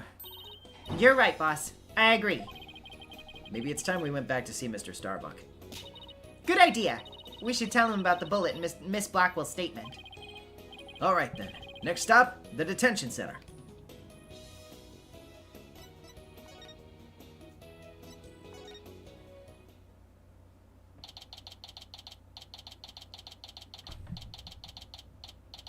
It's wild they have Phoenix act like this when Apollo Justice just happened. I mean, yeah, I don't necessarily disagree. I'm wanting to see a little more of like what they do with that, or like I want to see Phoenix's thoughts on this a little bit more going forward, because I'm like, if it just like, to put it one way, I guess I'm willing to chalk it up to him just being like defensive on his own part. It'd be like, well, I'm not a crooked lawyer, so I can't, you know, but, you know.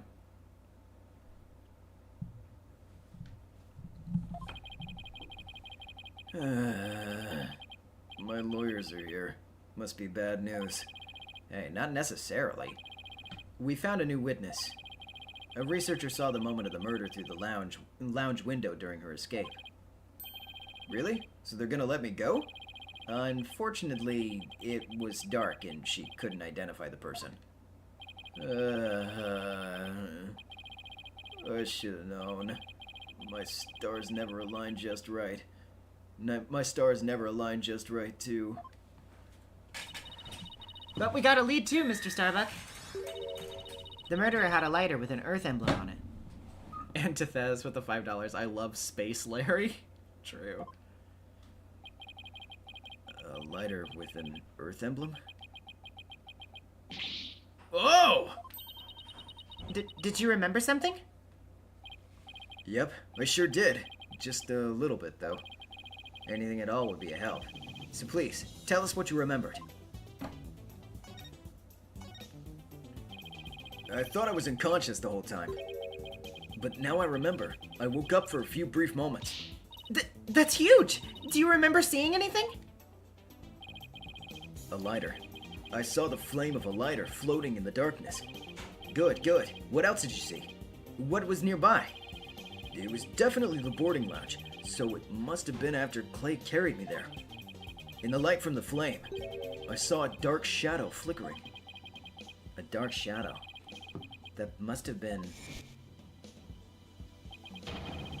the third party that we've been looking for. 1 second.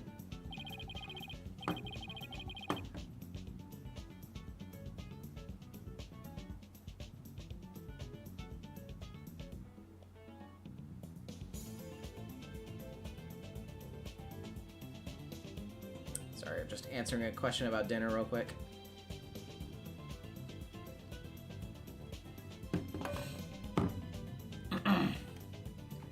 Thank you, Mr. Starbuck. You've been more help than you know. If we can prove there was this third person at the scene, and that they're the real killer, then you'll be cleared of all suspicion. The key will be whether or not we can identify this third person in court tomorrow. At least we have something to go on now, and that's a big plus. I should probably tidy the evidence up a bit before someone mistakes me for a hoarder. Now that we have a glimmer of hope, I'm suddenly starving. Why don't we go back to the office and treat ourselves to a big celebration in advance? For someone who's highly empathetic, you can be surprisingly unsympathetic.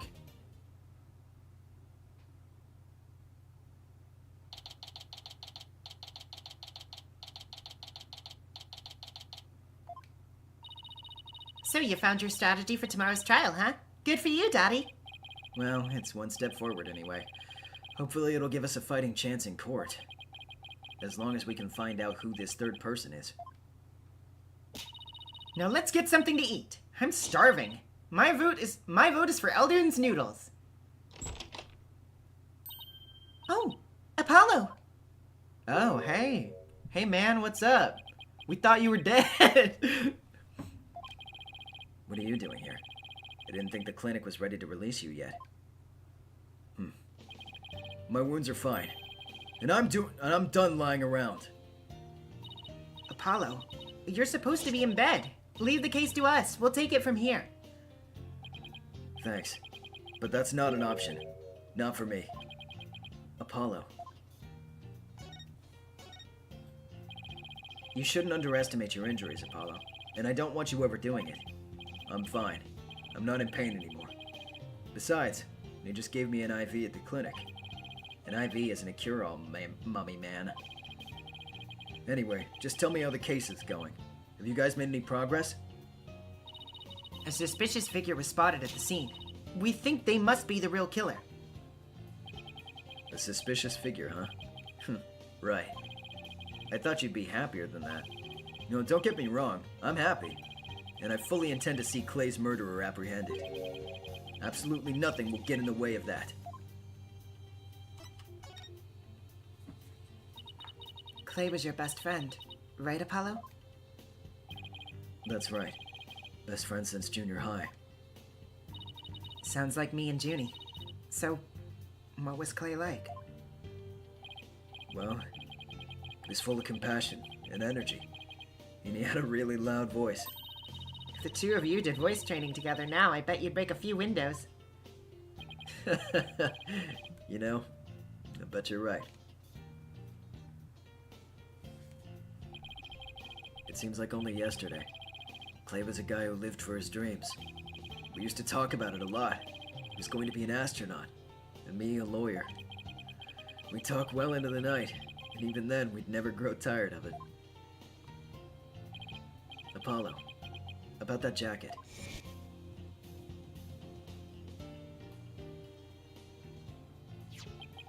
Oh, it's Clay's. I knew it.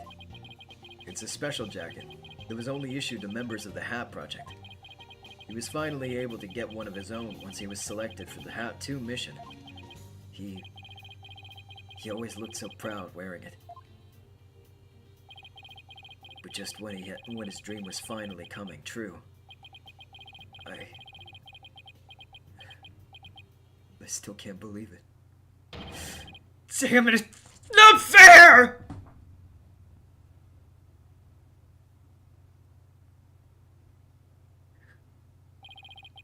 Apollo, I hope you don't try to carry the burden all alone. I guess we were both unlucky. My own debut was a disaster. I guess you're right on some level. That trial a year and a half ago wasn't exactly the smoothest of starts. It was a rough time for me, but Clay refused to let me quit. You're fine, he'd say. Don't give up. It was right during a screening exam, too. Couldn't have become a full-fledged lawyer without him.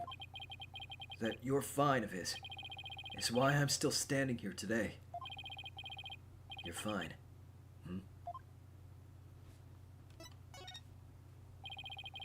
You're fine, and I'm fine. They were like your catchphrases, weren't they? Something like that. Sure brings back memories. When we were in junior high, Clay's mom passed away in an accident. But he wouldn't show his sadness to anyone. One night, I found him crying all alone in the school courtyard.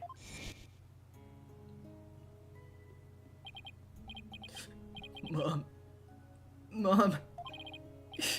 Get away, Apollo! Don't come over here! Clay, listen to me. I don't have a mother either.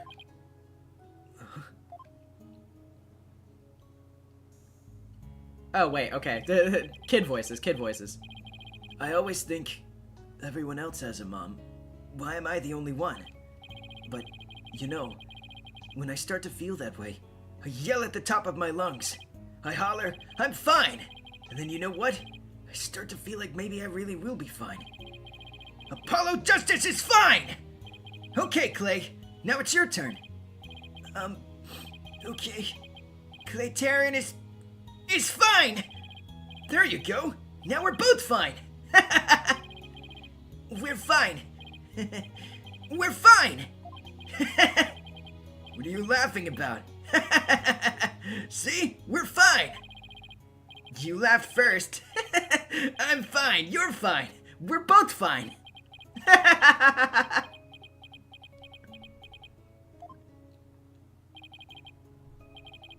Thanks, Apollo.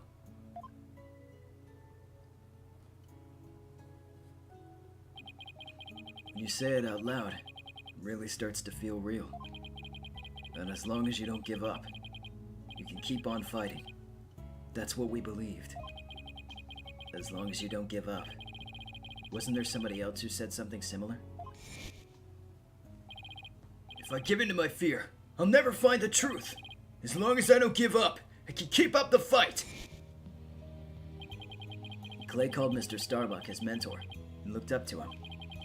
I wonder if I can be a good role model for my staff like Mr. Starbuck. Not to do a negative for this moment, because I do actually like this scene quite a bit. I think this is really sweet. I think that could have been a nice moment for Phoenix to do some self-reflection, though. Have I really been the best of mentors to Apollo? Did I maybe screw him over a couple of times, perhaps? That could have been, well, whatever. Sorry, Mr. Wright, but I'll be taking a leave of absence. What? Wait, what do you mean by a leave? You're really serious? Can you at least give me a reason why? When I put Clay's jacket on, I swore to him that I would catch his killer myself. Entitas, thank you for renewing your channel membership. But that's our goal too. I agree with Athena. We should work together to find the truth. The truth, huh? That's a noble cause. But what if the truth you seek and the truth I seek turn out to be different? I'm not sure I follow. What are you saying, Apollo? I'm going to catch the person responsible for taking my friend's life. In my own way. Take good care of Mr. Starbuck for me. Now, I must be going. Goodbye. Goodbye. Did he just say goodbye? Antithus with the $5. Surprise! Space Larry is actually pretty competent. I sensed a lot of seething anger and hatred coming from him. And also, suspicion. Ugh, he's not walking out on us like this. I'm going to go talk some sense into him. Hold on, Athena. Apollo can believe what he wants, but I believe he's wrong. Even if we take different paths, the truth we arrive at should be the same. I think the quicker we solve this case, the better it will be for Apollo. Yeah, you're right, boss. All right, that's enough for one day. Make sure you're ready for tomorrow's trial, okay? If he were here right now, Apollo would say, I'm fine. Everything is fine. I just hope things really do turn out fine tomorrow.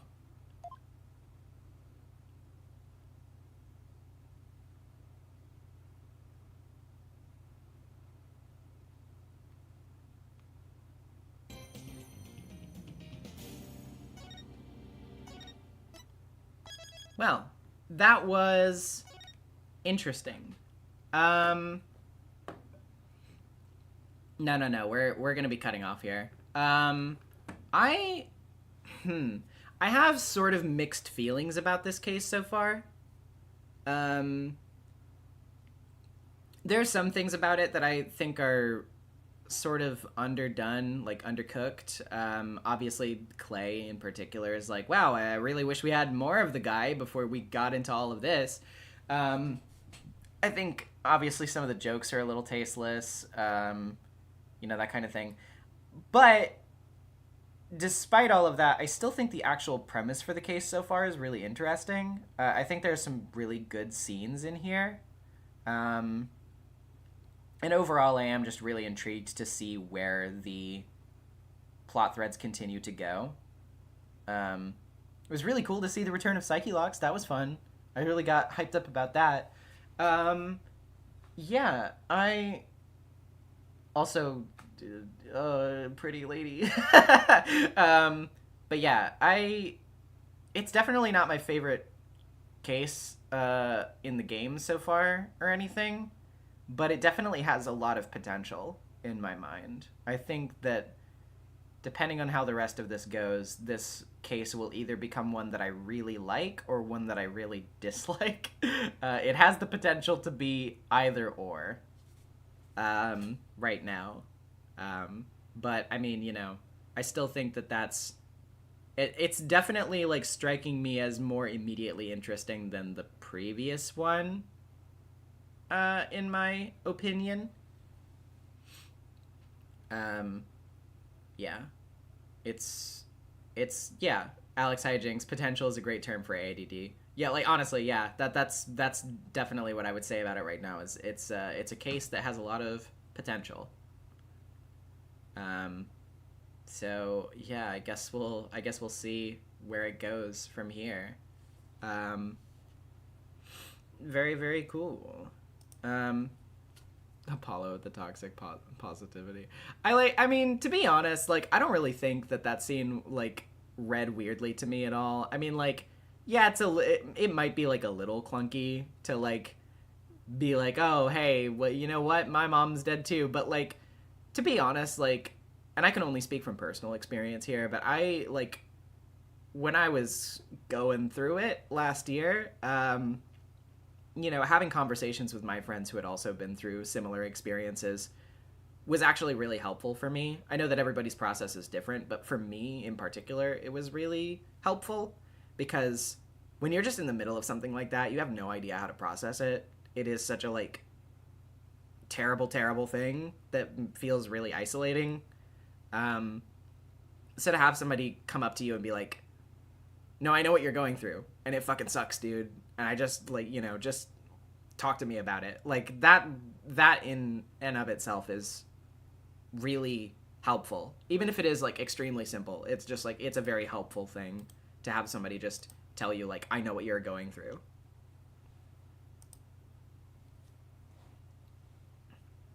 Will there be a Dual Destinies retrospective when you're done with the game? I wouldn't say expect me to make a video about the game immediately after I finish it, no.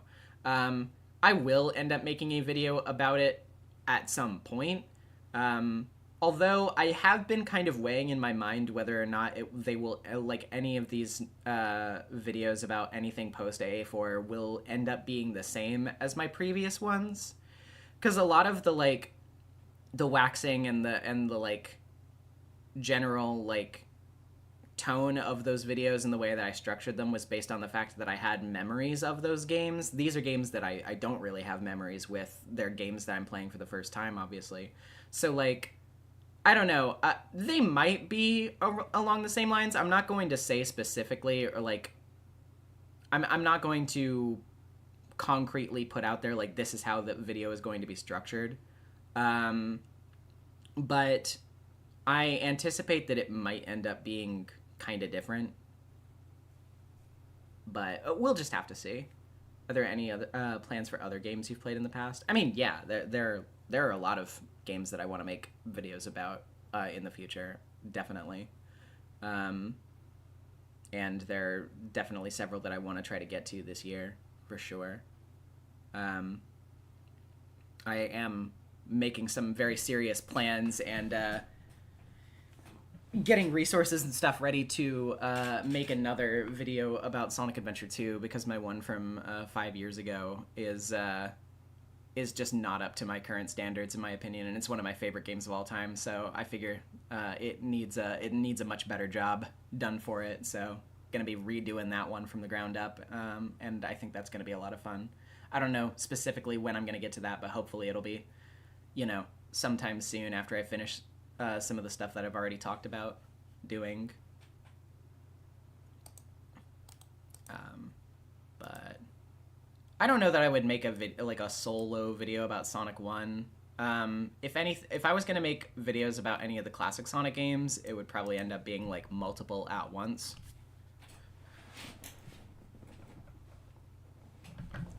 But we'll just have to see. Also, I am pulling up fan art right now. There is a fan art in the tag that is a Higurashi related fan art, but I'm going to save that for when we get back to Higurashi next week. Let me just check the Discord real quick. Okay. I think all we have is just this one piece of art for this week. But it is once again another banger from, you can probably guess, another banger from Chiyoko at Chiyoko Arts on Twitter and Blue Sky. A weekly sketch was made of Juniper for today's stream. You better eat those tangerines, or were they oranges?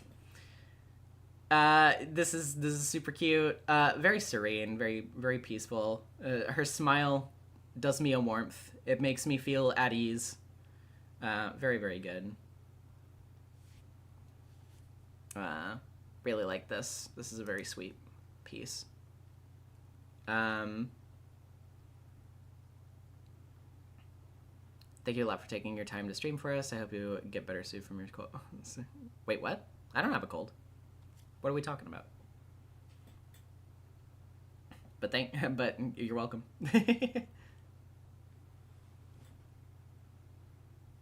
If you're talking about my sniffing, I was just you know, had to act out the crying in that previous scene. I like Looms with $5. Been listening on and off during raid night for Final Fantasy, but yeah, I have a lot of mixed feelings on DD as a whole. I love Athena though. I do love Athena. That is true. But yeah, I can definitely understand that. My impressions of the game so far have definitely been very down the middle. I still think that like my my previous impression of the game is sort of still kind of consistent. It's still kind of the same, where it's like it's a perfectly like middle of the road Ace Attorney game. At least, you know, so far. Like, I wouldn't say it's like really bad or really outstanding. It's just like this is a comfortable baseline with, you know, obviously with some bad parts, but you know what I mean. Like, just yeah, very very like average. But there are quite a few elements about it that I do like quite a lot. It has some great ideas, which you'll especially discover throughout this case and the next, and the DLC TBH. But it definitely struggles with execution in places. Yeah, that's pretty much what I think. I do think that, like, for what it's worth, one impression that I really do get about the game is, even though I do sort of disagree with some of its creative choices, in particular how it sort of tries to veer away really hard from Apollo Justice and kind of, like, really underemphasizes a lot of the things from that game, I do still think that, like, looking at this game, I don't think there's any way that I can look at it and say that there was not passion put into the product. Like, it's very clear in, like, the really dense backgrounds, the character designs, the, like, overall eccentricity of the settings and stuff, like, and, like, the different things that they're trying to do with it that are, like, very, like, different than what they've done before. I think it's really clear that they do have a lot of, like, interesting ideas that they want to explore, and I think it's, like, you can definitely tell that the people who made it gave a shit about what they were making. Like, this is not a, like, cynical corporate product that is just made to get money. You know, like, nobody was sitting here making the concept art for this game and was like, just shit something out, it doesn't matter. Like, clearly there was effort and thought put into it. Now, whether or not I like all of the things that they made is a different story, but I definitely can't look at it and say that they didn't care. Which I will always appreciate more than a game that is structurally sound, but very clearly lacks any kind of, like, motivating artistic purpose. You know what I mean? It's the same reason why, like, as much as I think it is a terrible game, I appreciate something like Sonic 06 a lot more than I appreciate something like Sonic Forces, because Sonic 06 had a very coherent creative vision, and Sonic Forces, while it wasn't completely devoid of that, mostly is content to sort of rest on its laurels and just be like, it's another Boost Sonic game. There's Green Hill and the chemical plant, and fuck it, who knows? You know, yeah. It's just kind of...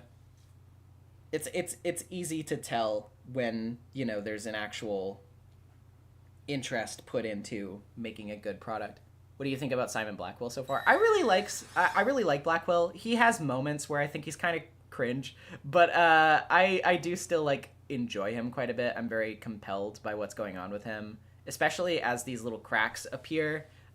What they've been talking about with him in this case so far is also very interesting. I'm excited to see where that goes. Shnam, with the 10 pounds, I never get to watch these live because of time difference, but I saw you were live and wanted to pop in and say thank you for all the streams. I love them and I appreciate them so much. Thank you. I appreciate you so much. I'm really glad to everybody who watches these later on, despite the time difference. Thankful for the VOD views. I appreciate it. We lost 80% of our forces. Oh my god, yeah, the fucking Knuckles. Oh, I just let everybody die. I'm sorry, Sonic. What a funny fucking moment in that game. No consequences whatsoever. Nobody talks about Operation Big Wave. Nobody talks about how Knuckles just let all those people die. Oh, Jesus. A lot of franchises like Resident Evil also make sense if you think of each sequel as an overreaction to the previous one. No, exactly. That's honestly what I think happens to a lot of franchises like this. Everything is like one step behind the lockstep of the current fandom discourse a lot of the time, because fandom discourse takes like a couple years or so to really consolidate after a game comes out, but because of franchise like production cycles, a lot of the time you see the concepts and like the overall direction of a sequel following in the direction of the initial reaction to a previous entry, and then by the time that new game comes out, like the conversation may have already moved on from that point. So then when this next one comes out, they're like, they went too far in the other direction, they fucked it up. It's like, you know, so you just can't win. It's hard. Like, as much as I obviously play critic for a lot of franchises that I love, like I acknowledge the fact that it's like it's much more difficult than it looks to make stuff like this. And honestly, you know, if I were put in the same seat, I don't know that I would be doing much better. I just have, you know, the luxury of being a person that yaps on a YouTube channel rather than somebody who's put in charge of a game project. So.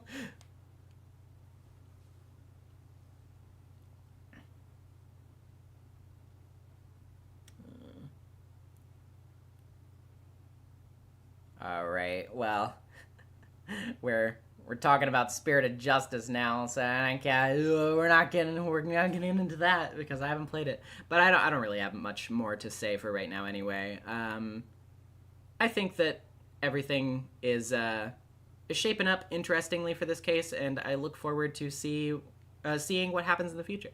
No worries. I was mostly just fucking like shitting around. I wasn't being like super hard ass serious or anything like that. Don't worry about it. You guys are fine. Kitty with the 5 pounds. Being British is indeed cringe. We're trying to be better.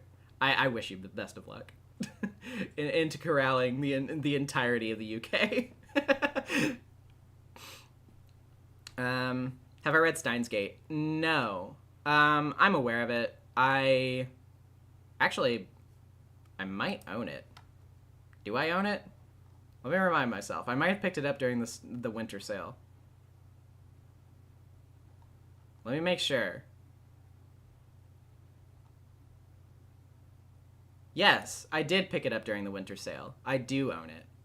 So maybe someday. I remember all of my friends in high school were really fucking into the anime adaptation, but I've heard that the anime adaptation is not the best, which, you know, is how it is with a lot of visual novels of that variety. So, you know, I'll probably get around to it at some point. It's just on the list of many visual novels that I have to read. Anywho, I've been stalling my exit for a little while now. Do I take gifts or recommendations? Yes, but like gifts are a little bit more difficult because I don't necessarily like to just like hand my Steam out very often. Yes, I own both versions of Persona 5 Logan, but the standard release and Royal. Okay, anyway, yeah. I have to go now. Especially because I gotta get some food. But this has been a great stream. I had a great time, everybody. Next Tuesday, I don't know what I'm gonna be doing next Tuesday. We'll figure it out before then. And then next Friday, not next Friday, not this coming Friday. Next week, Friday, we'll get back to Higurashi. Anyway, I'll see you all some other time. Thank you for watching, and have yourselves a fantastic night. Take care, everybody. Bye.